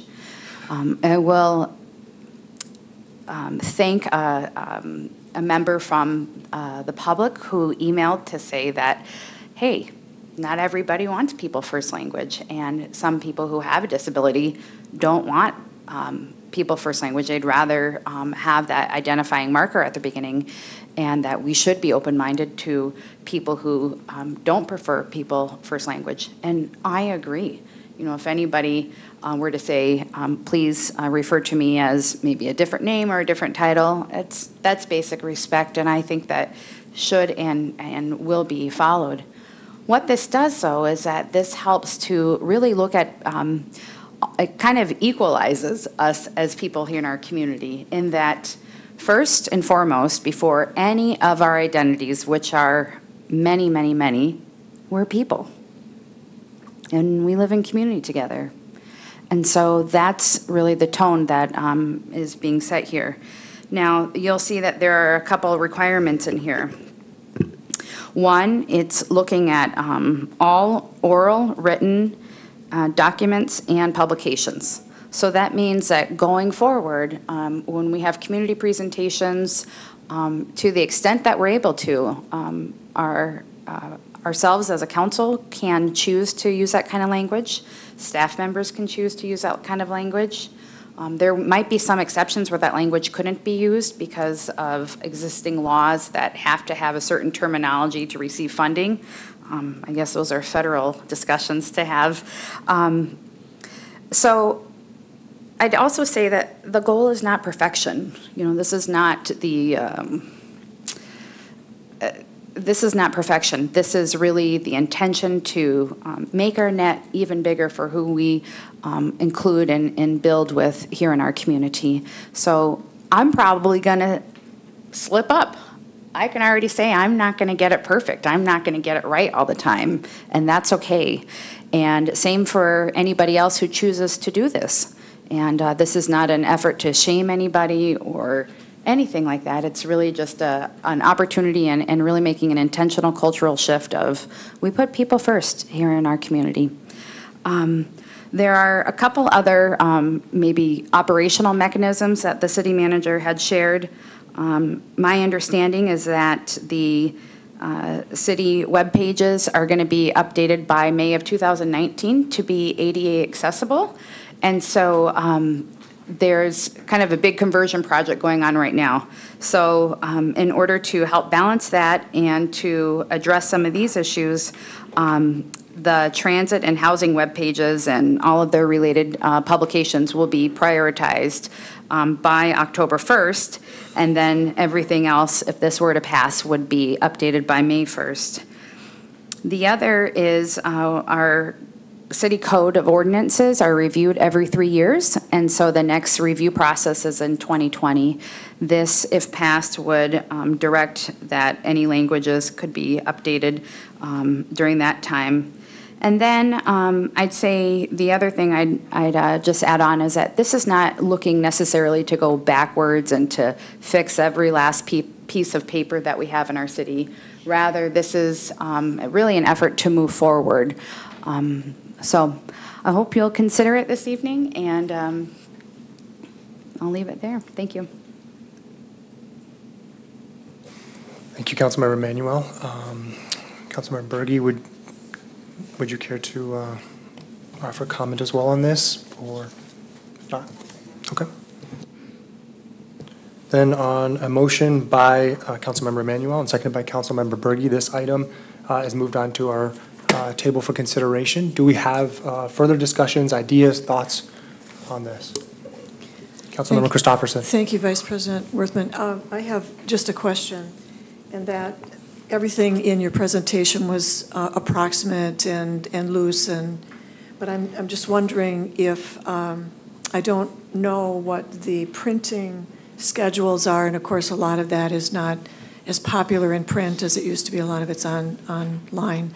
But if they have a large stock of a particular brochure, there wouldn't be any reason why they have to dispose of those in favor of something by May of 2019.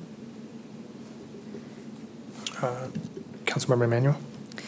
Thank you, Vice President Worthman, and thank you, Councilmember Christopherson, for that clarifying question. I think administratively that the city manager will be looking at that. I can say that I did ask specifically about that. What if we have 500 applications with this phrasage on it?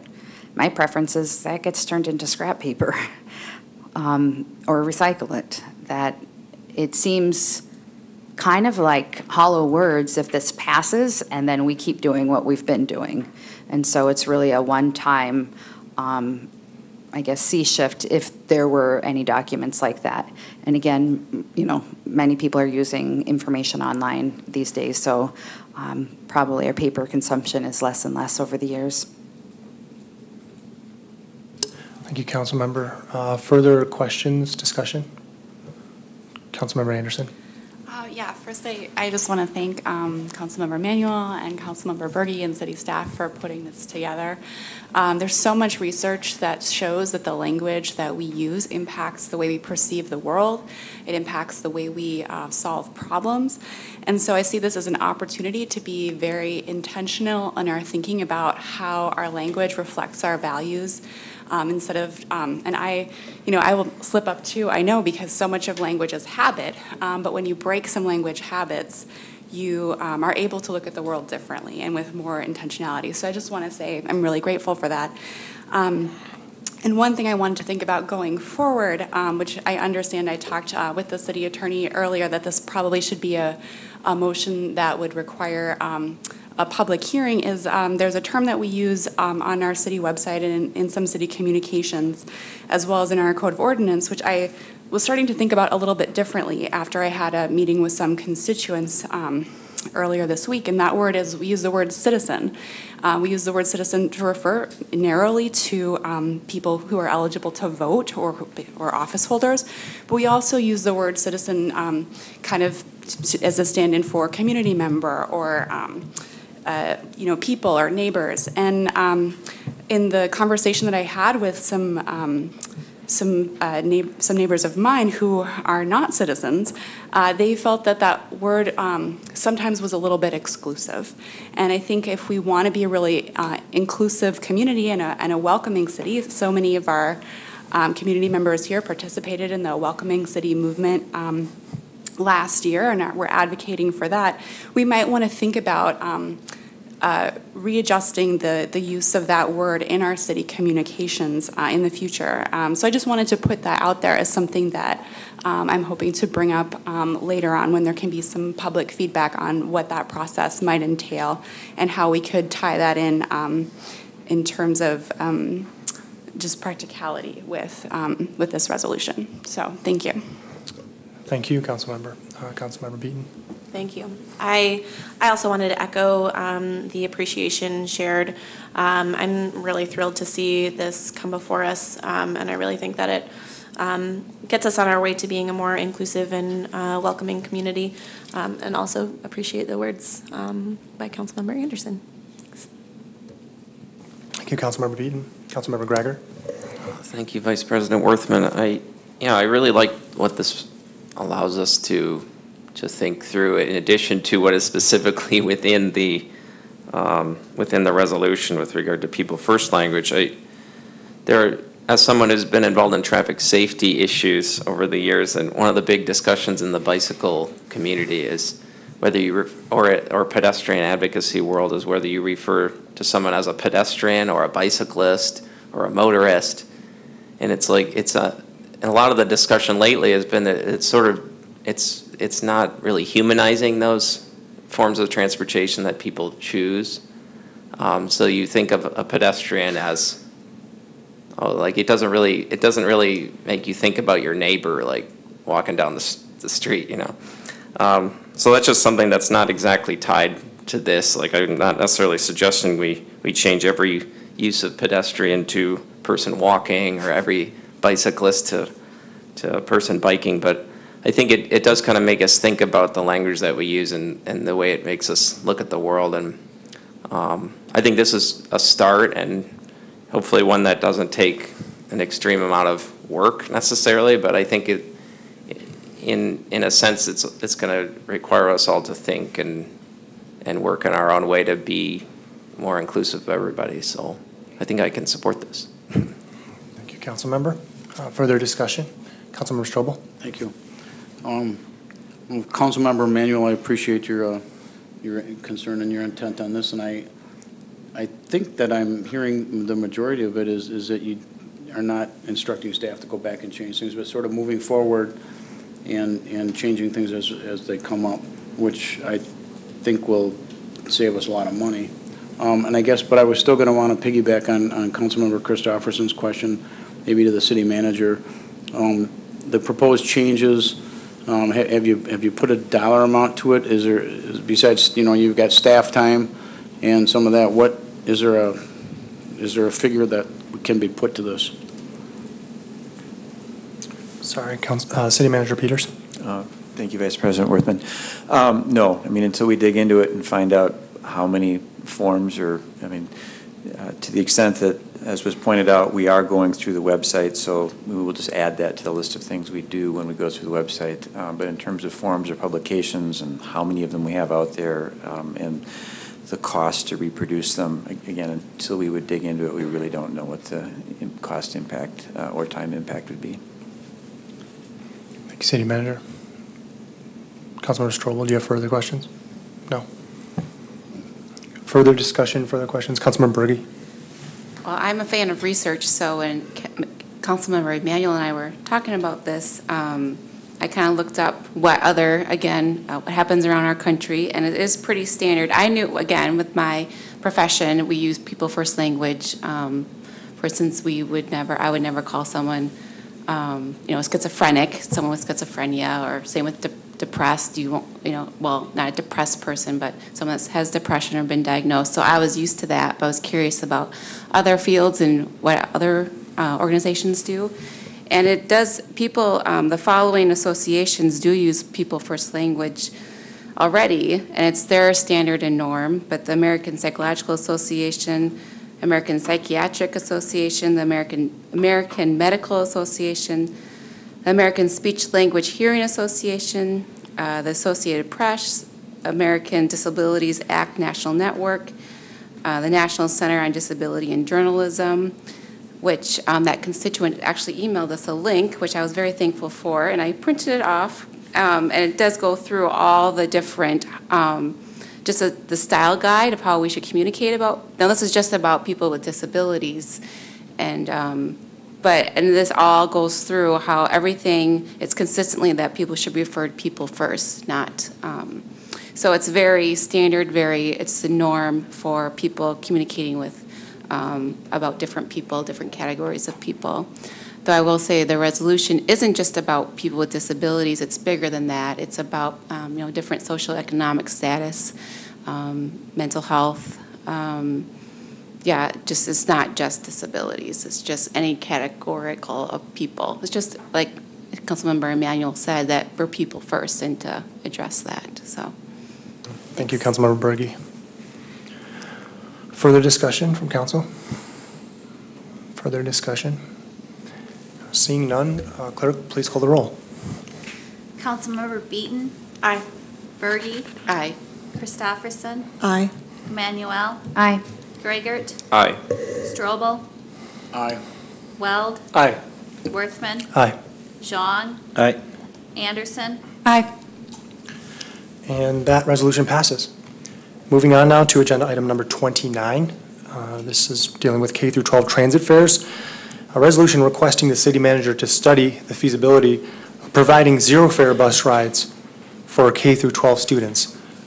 We actually are joined today in chambers by the school board president. And while not an applicant, if council members who are new, you may not have known this, but if you have a question to ask, you can do so of anyone really who's joining us today. So just want to let you know that if you do have any additional questions. This agenda item is being brought forward by council members Greigert and Anderson. And so I will move Councilmember Greigert, Councilmember Anderson, and put this on the floor. If you want to speak to it first, and Councilmember Anderson, if you want to follow as well, or either way. Thank you, Vice President Worthman. I appreciate the opportunity to bring this resolution.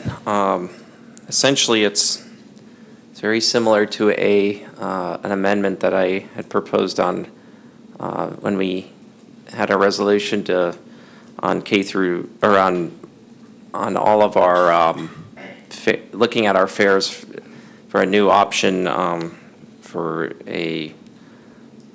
people of low income to be able to have a discounted fare. And I thought that it would be good to look at it a bit more comprehensively than just the adult fare, which was really the focus of the work that had been done. And obviously there's been a transit fare committee, and a lot of the history is laid out in the whereas clauses, but K through 12 students are, a population that, I think could benefit from being a part of the discussion. And so this proposes that we explore the idea of it being zero fare to ride our Eau Claire transit system for kids in the community.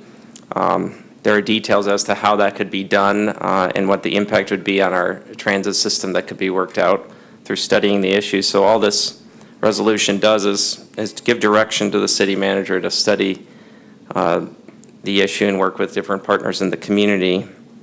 The first where be it therefore resolved clause is virtually the same as the amendment that I put forth about a month ago, basically saying that but we'd like to look at this as an option for the 2019 budget and how, the impact on our revenue could be filled in by potentially general fund revenue or revenue from community partners, including educational organizations that may be interested and I've been in dialogue with. And then also, reporting back to the council by August 21, 2018.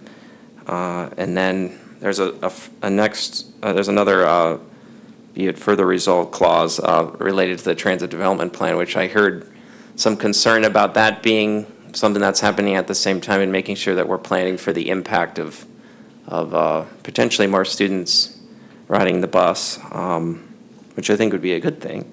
But we also have to plan for what that is. And also what the impact of school start times would be. So there is a provision to really make sure that this is included in the transit development plan, as well as included in a more immediate study of whether we can fit it into 2019. So that's the basics of it. Thank you, Councilmember Greigert. Councilmember Anderson, would you like to speak to this? Thank you. I just want to add that I'm really happy to be involved with this. I've talked to some neighbors in my district who would be impacted by this, and they were really pleased to hear that this was being studied. We have to remember, I think, always that I think it's, and I can ask the school board president here, is it 43% of our kids are on free or reduced lunch? So that means that a really significant portion of our students and families are experiencing low income. And one of the things that does is it can create barriers to students who want to participate fully in extracurriculars after the bus, the school bus is closed. So, and we know that extracurriculars are a really big factor in kids going on to have success. The extracurriculars are just so important for kids. So I am really hopeful that this passes because I think it's something that we owe to our kids and our families. Thank you. Thank you, Councilmember Anderson. Further discussion, further questions from the body for the movers or general comments? Councilmember Wells. Thank you, Council Vice President. Just a couple of questions for the movers.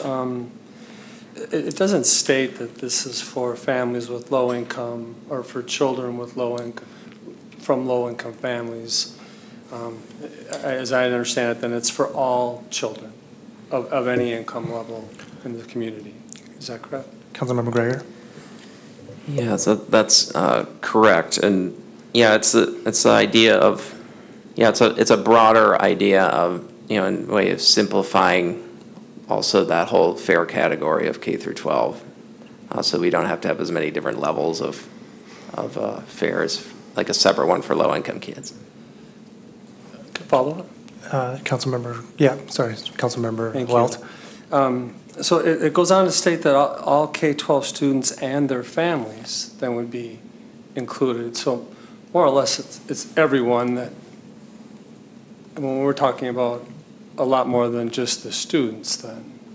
If you look at whereas the Eau Claire City Council would like to further explore making transit accessible and affordable for all K through 12 students and their families. I read that as parents and siblings. And Councilmember Gregor. Thank you, Council Vice President. Yeah, essentially, if children are able to ride for free, it'll have an impact on a family's budget and make it more affordable for potentially a parent to decide to ride too, I guess is the broader way of looking at it. So it is an overall family affordability issue, the way that I've decided to write it here. Councilmember Strobel. Sure. I'm not going to support it. I think, the school district, I'm pretty sure there's buses already. Maybe there's special circumstances when people can't ride the bus, but, it almost seems like we're sort of getting into somebody else's area, if they're needing children to get to school. I don't know if there's something the school district can do, but, it almost, this is off the top of my head, it may not make total sense, but it's almost like double taxation of the taxpayer. The taxpayers are already subsidizing the school buses, and then they're subsidizing the city buses as well, and they wouldn't, I don't know, it almost seems, I don't like the thought process. I think it's working pretty well right now. We put in a low-income fare, and I just don't think this is a city issue necessarily. Thank you, Councilmember Strobel. Further discussion, Councilmember Christopherson. Thank you, Vice President Worthman. I'm always in favor of studying something. There's been information coming piecemeal about the performance of transit, I think from studies like this idea of there's a reason why people aren't using, or if there was something that we could do, we could increase the revenue generated by transit. I think this is a really helpful study in that families that are experiencing low income in Eau Claire have a lot of barriers. And for us to figure out, is it from the student transit, is it from public transit, how can we best support their needs in order for the children to access the activities in schools that will make them fully functioning adults. I think that's all great. Whether or not I would support a zero fare, I don't know that, but I'm all in favor of the study. I think that a more inclusive, expansive, how do we make our transit system work, that needs to be our goal. Thank you. Thank you, Councilmember Christopherson. Councilmember Weld. Thank you, Council Vice President. I guess I feel like we're about to spend a lot of money with this transit study. We've hired a consultant and paying them, tens of thousands of dollars to study just what we're talking about today, and just one of those things. Obviously, the efficiency of our transit system, the pluses, the minuses, what can we do to improve it? How can we be more profitable or increase our incomes, increase our ridership? And I guess I'm not, for several reasons, I'm not excited about supporting this because I feel like it's the same proposal that we'll be discussing in 2 weeks. I mean, we really are opening it up. I mean, all of these children have parents that will be a part of this families with low income fare. So we're reaching to the same people with what's being proposed at our next meeting and what we're discussing today. I know that there was some concern that maybe we're missing some of those that aren't directly living with their parents, which I can appreciate and understand. And I think that there's a way that we can still reach those people. I'm guessing it's a small percentage of those that are going to qualify. So it just seems like we have two different policy ideas about, but servicing the same people. And so my first thought and my recommendation would be is let's let the consultant do their job and the study, and let's get all these answers to why the ridership has fallen this year with the students, where other areas we've seen increases. And I think that before we start making decisions, I think let's take what we're about to have and study it and make some intelligent decisions based on the information that's been gathered. More or less what we're going to do is task the city manager and staff with that same idea. We're asking them to do the same thing that we're paying someone else to do too at the same time. So, and I think we can come together with the same idea, what's being proposed here and in 2 weeks, when we have all that information. And I think we're going to be, again, I don't know if free is the answer, and I don't think free is necessary to accomplish what we want to accomplish, but that's something I'm willing to look at. But I think we really have the same two things here for the same group of people, and I don't think it's necessary now to do something more. Thank you, Councilmember Weld. Further comments by Councilmember Beaton? Thank you. I'm excited to see this come forward. I've been supportive of a stronger transit system since I was first elected, and and I'm really excited to see such energy around the transit system. I'm particularly interested in this idea of zero fare, a zero fare system or part of the system. And I think I've shared before that I've had an opportunity to speak with leaders of other communities that have an entirely fare-free system that have seen incredible success due to that. Missoula, Montana first comes to mind. Their ridership doubling in 1 year. And so I'm intrigued to see what a study might show in terms of how we might be able to make this work and what benefits it could bring to the students of Eau Claire and our system as a whole. With respect to Councilmember Weld, I don't think that this is looking at the same thing as what we're going to be voting on in 2 weeks. A fare versus no fare it can be significantly different for low-income children and low-income families. I was fortunate to speak to a citizen or a constituent today. Thank you for sorry, I said citizen anyway. See, we slip up, yeah.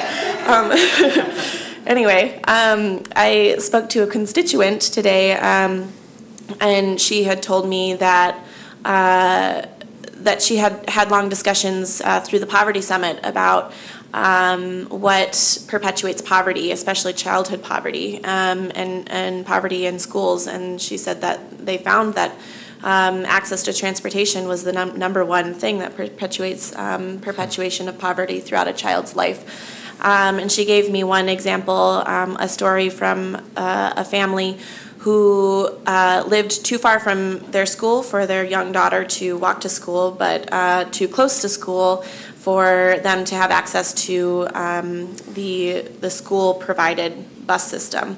They actually had to move. They couldn't afford to put their daughter on the bus every single day, on the city bus every single day. And they had to move closer to the school, which can be a really big deal for a family, especially a family that can't afford to pay bus fares every day. And so I think that this is something that's really needed. I think that a study is well worth it.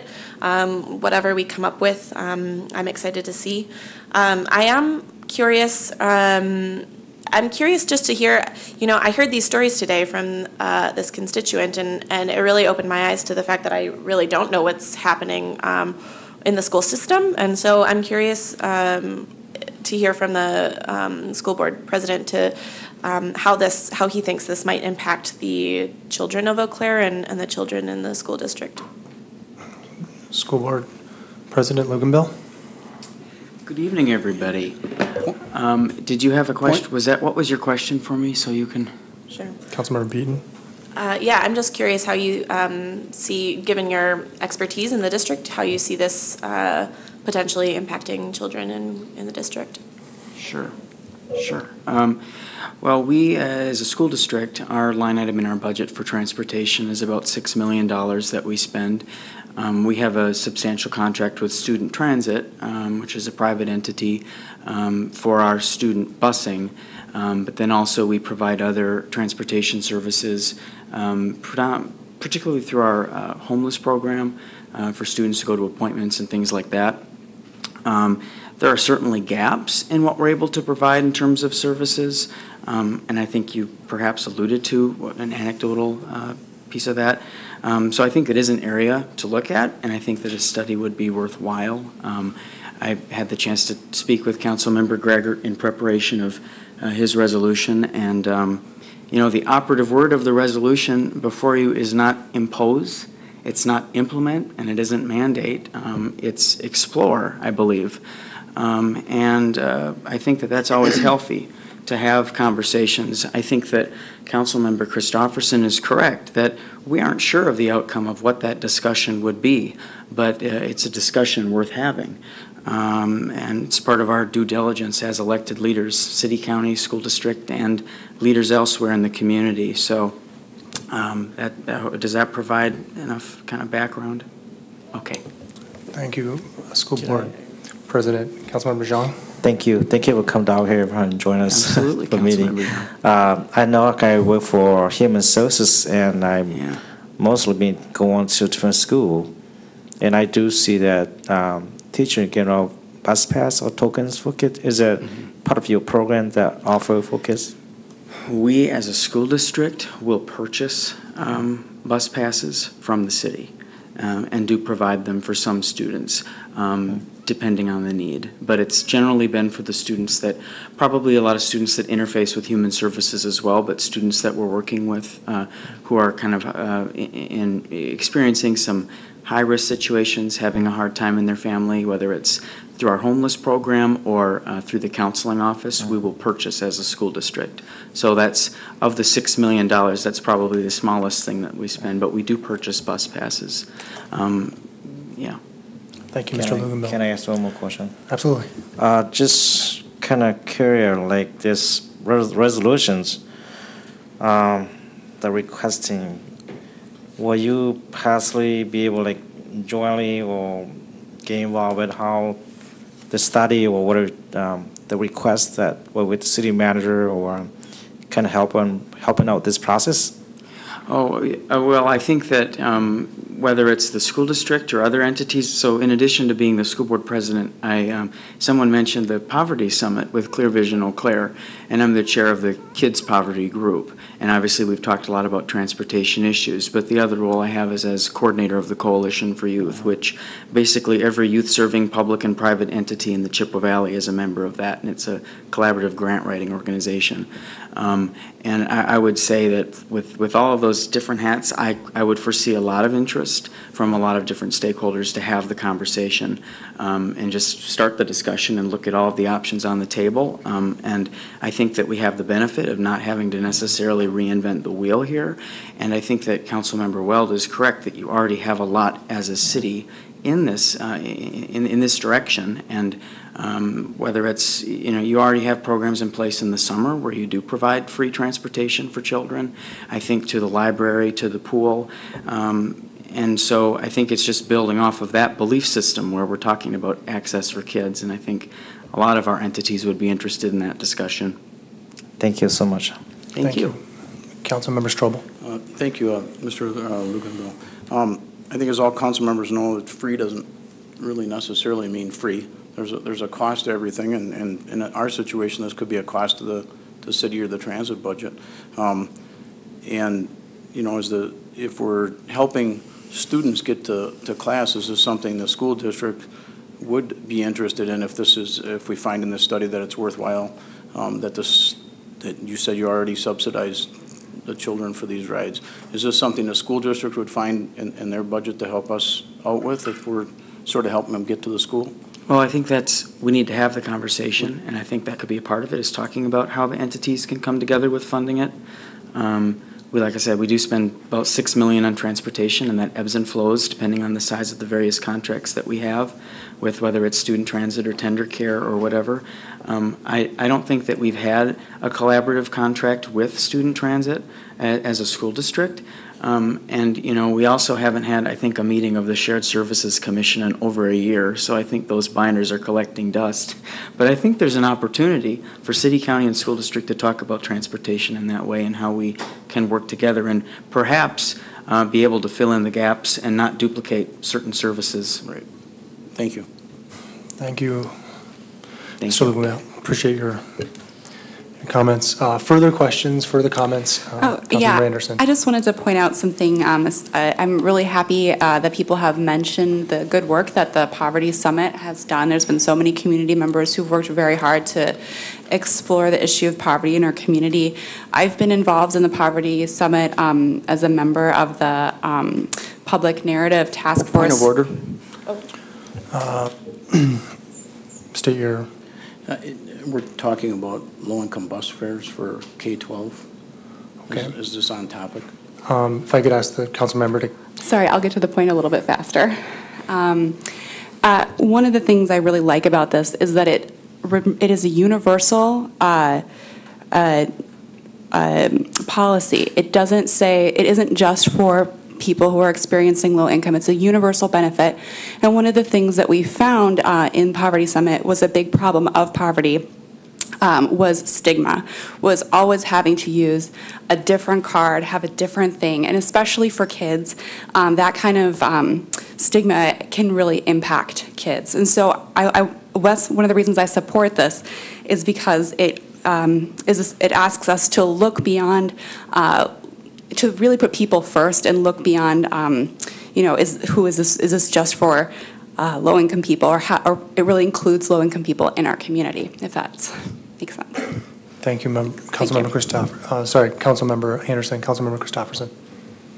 Thank you, Vice President Worthman. This is just a request for information. I'm going to reflect back to the comments that Councilmember Weld made about a consultant.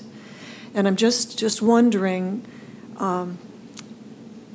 Peters, if we were to pass this resolution and you would begin a study, would I be able to assume that any other information would be taken into consideration in this study and maybe replace anything that staff would have to do? I mean, we wouldn't be duplicating information that's already out there. City Manager?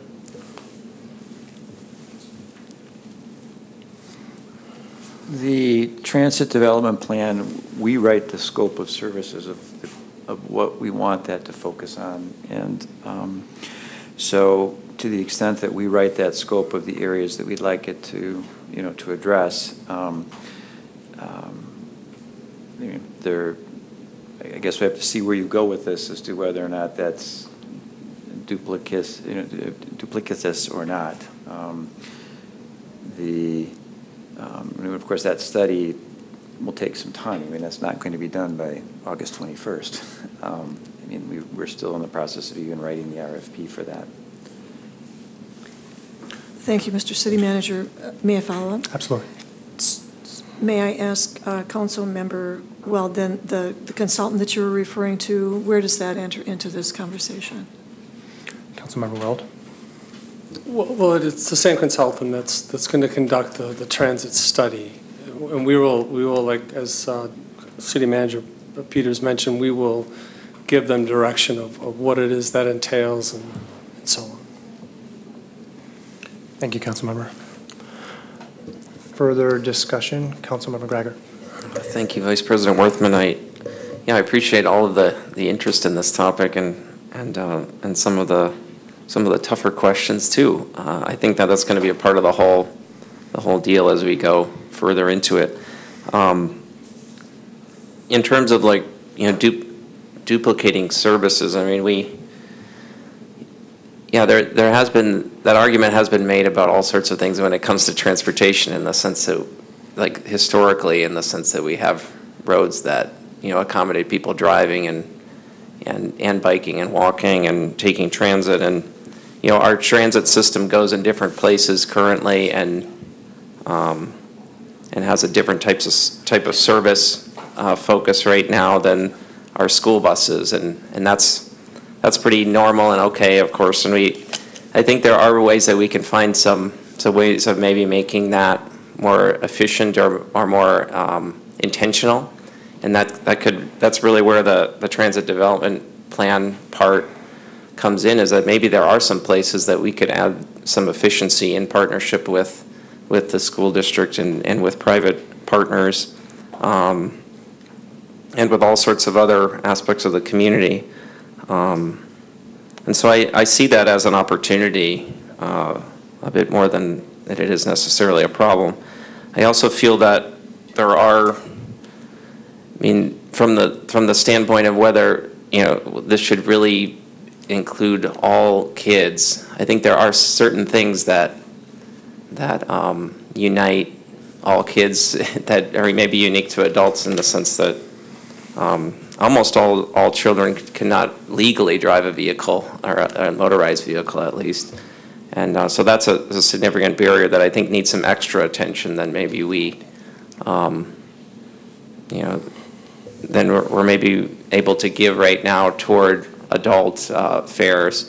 And then they also maybe aren't able to make all of as many decisions about financial decisions, or to be able to have access to transportation. So, or be able to apply, children are not necessarily the ones that are applying for a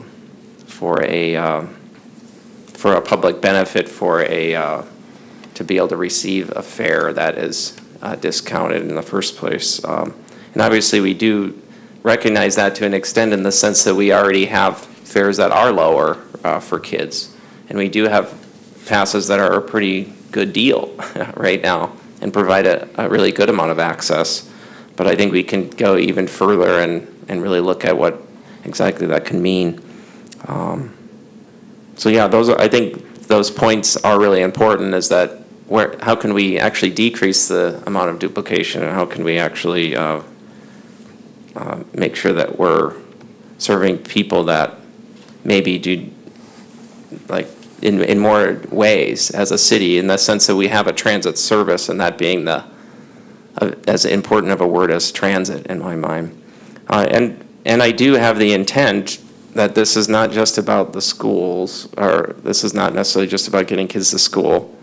And our school buses do not get all kids to school. There's certain places, like I live in the 3rd Ward, and a kid cannot take a school bus to Memorial High School, which is a pretty long journey, especially to do it every day both ways, and uphill only one way. But there is an interest that I have in kids being able to get to work and getting, and go shopping and have fun and visit family and friends. So that's a big part of this too. It really isn't just about school. Thank you, Councilmember Greiger. Councilmember Strobel? Just one more thing.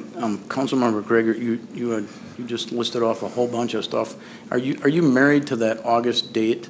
It seems to me like that's a lot to ask of staff in 2 months, to go through all that and meet with all those meetings and the different people and stuff. Or is it possible that you could have them tie that to that transit study and tie it all in one? I guess that's my question.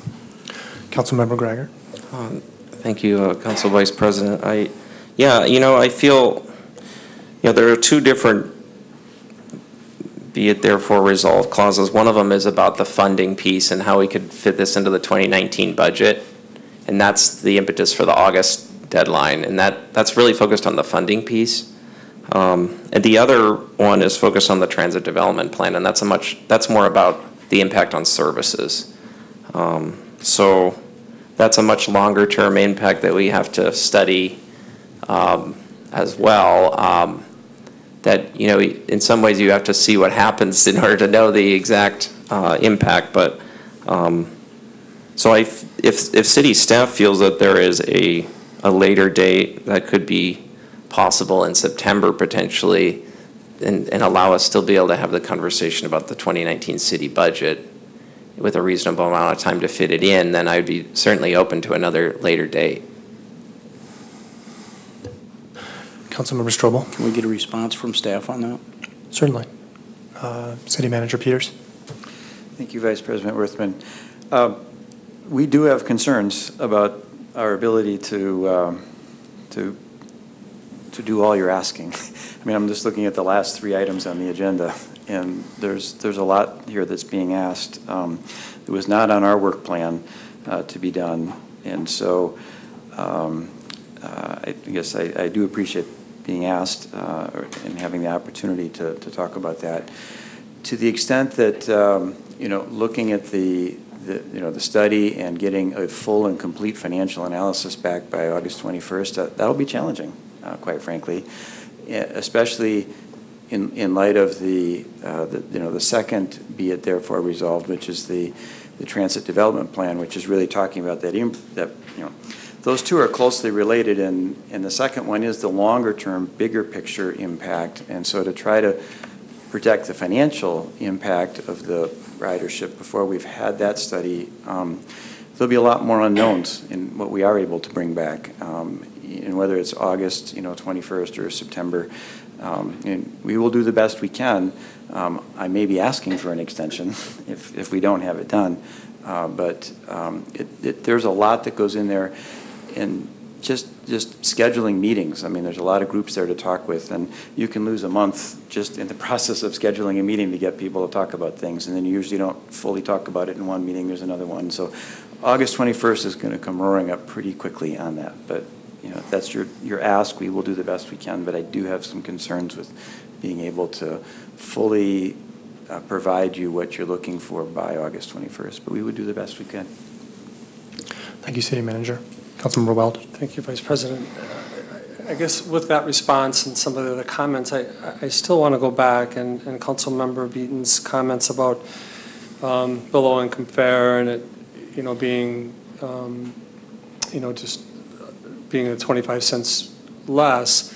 The idea of when we passed this, or when we prepared it and presented it, was that, starting July 1, we would reduce the fare just so that we could get through the year. All we're doing is amending the fee schedule with at least providing some sort of financial support to families with low income for the remainder of the year. But also written in that resolution was that the city manager would agree to take all this into consideration with the budget process for next year in regards to families with low income or individuals with low income and a reduced bus fare, which could mean $1, it could mean half off at 85 cents.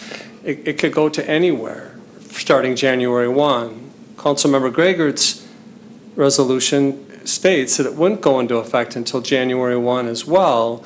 So I still feel like it makes sense to merge these two ideas together, at least, getting it through this year and including it in the budget process based on the information we have, because we are working, we're trying to work with the same people. And again, families or individuals with low income are the same families and children that we're trying to provide these services for. We have that mechanism in place. We're striving to improve it. We're striving to reduce that cost for them. And there's a good chance that could be real by January 1. And at the same time, we get the results from the study. And if it requires further reductions, or if it can be done financially with a free bus fare, then we address that starting next year. But to me, we're trying to help the same people. That's what I keep coming back to. And we both have the same idea in mind. But at the same time, I agree. We're going to need to hire more staff, to take on a lot of these things. So, thank you, Councilmember Weld. Seeing no further discussion at this time, clerk, please call the roll. Councilmember Berge. Aye. Christofferson. Aye. Emmanuel. Aye. Gregert. Aye. Strobel. No. Weld. No. Worthman. Aye. Jong. Aye. Anderson. Aye. Beaton. Aye. And that resolution passes on an 8-2 vote. Is ordinances for introduction. We have one ordinance for introduction this evening. Item number 30 on our agenda. Ordinance in accordance with the section 660217 of the Wisconsin statutes, annexing to the city of Eau Claire, and particularly to the 11th Assessment Ward, 1st Aldermanic District, being a part of the northwest quarter of the northwest quarter of section 11279, town of Seymour, Eau Claire County, as shown on a planning document number 18-1A. Seeing no desire to take up that item at this time, I would like us to recess for 5 minutes before moving on to our council discussion, item number 31. Point of order. May I ask, I actually was going to see if we could just postpone item number 31 maybe for 2 meetings so that we could get on to the meeting tonight around the CIP budget. I think it's still an important topic and we could only stretch ourselves so much. So if it's okay with the body, then we could just move this to, I don't know what the date is, and then we could go upstairs. Okay. Let me look and I can check my calendar. There is a motion on the table to move this to Let's see. a meeting in. How about to the 24th of July, which would be the second Tuesday in July. Motion has been made to move agenda item number 31, the council discussion, to second meeting in July. Do I have a second on that? I'll second. So moved. All in favor, say aye. Aye. Aye. All opposed, say nay. Hearing none, that item has been moved to a further council meeting. We are now at announcements and directives from the city manager, city council. Thank City you, manager. Vice President Worthman.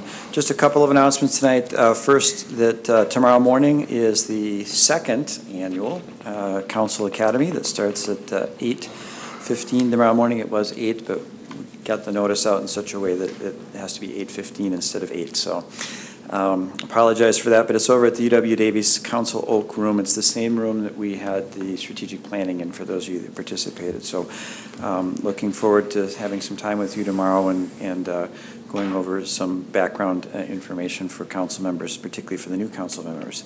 Then Friday on the 15th is Eggs and Issues at 7 o'clock in the morning at the Green Mill, and it's a presentation on the economic indicators of the state of Wisconsin.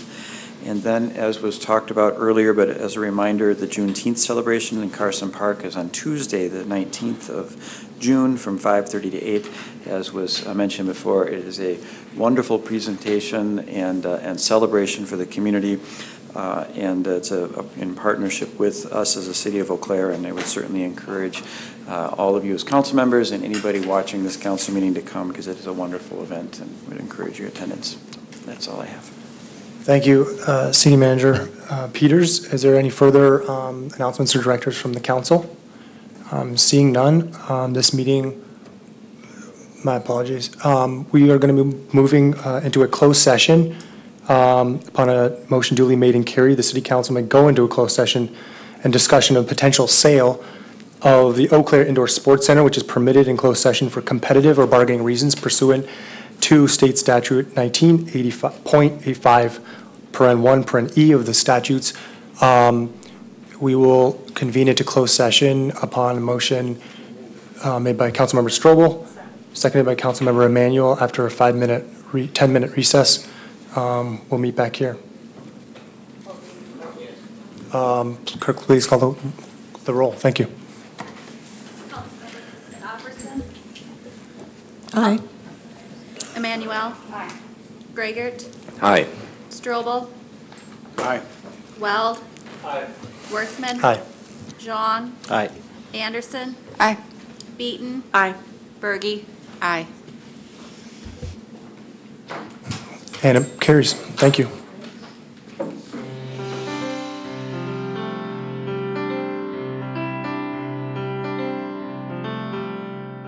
This program was brought to you by a cooperation between Newsworks and the City of Eau Claire. A transcript of this meeting is available for the hearing impaired. It will be available within 7 days of this telecast. Call 715-839-4912 or TDD 715-839-1689. Or write Eau Claire City Clerk, P.O. Box 5148, Eau Claire, Wisconsin 54702-5148. Newsworks is made possible by continuing community support. If you would like to volunteer or make a donation, please contact us via phone at 715-839-5067 or online at valleymediaworks.org.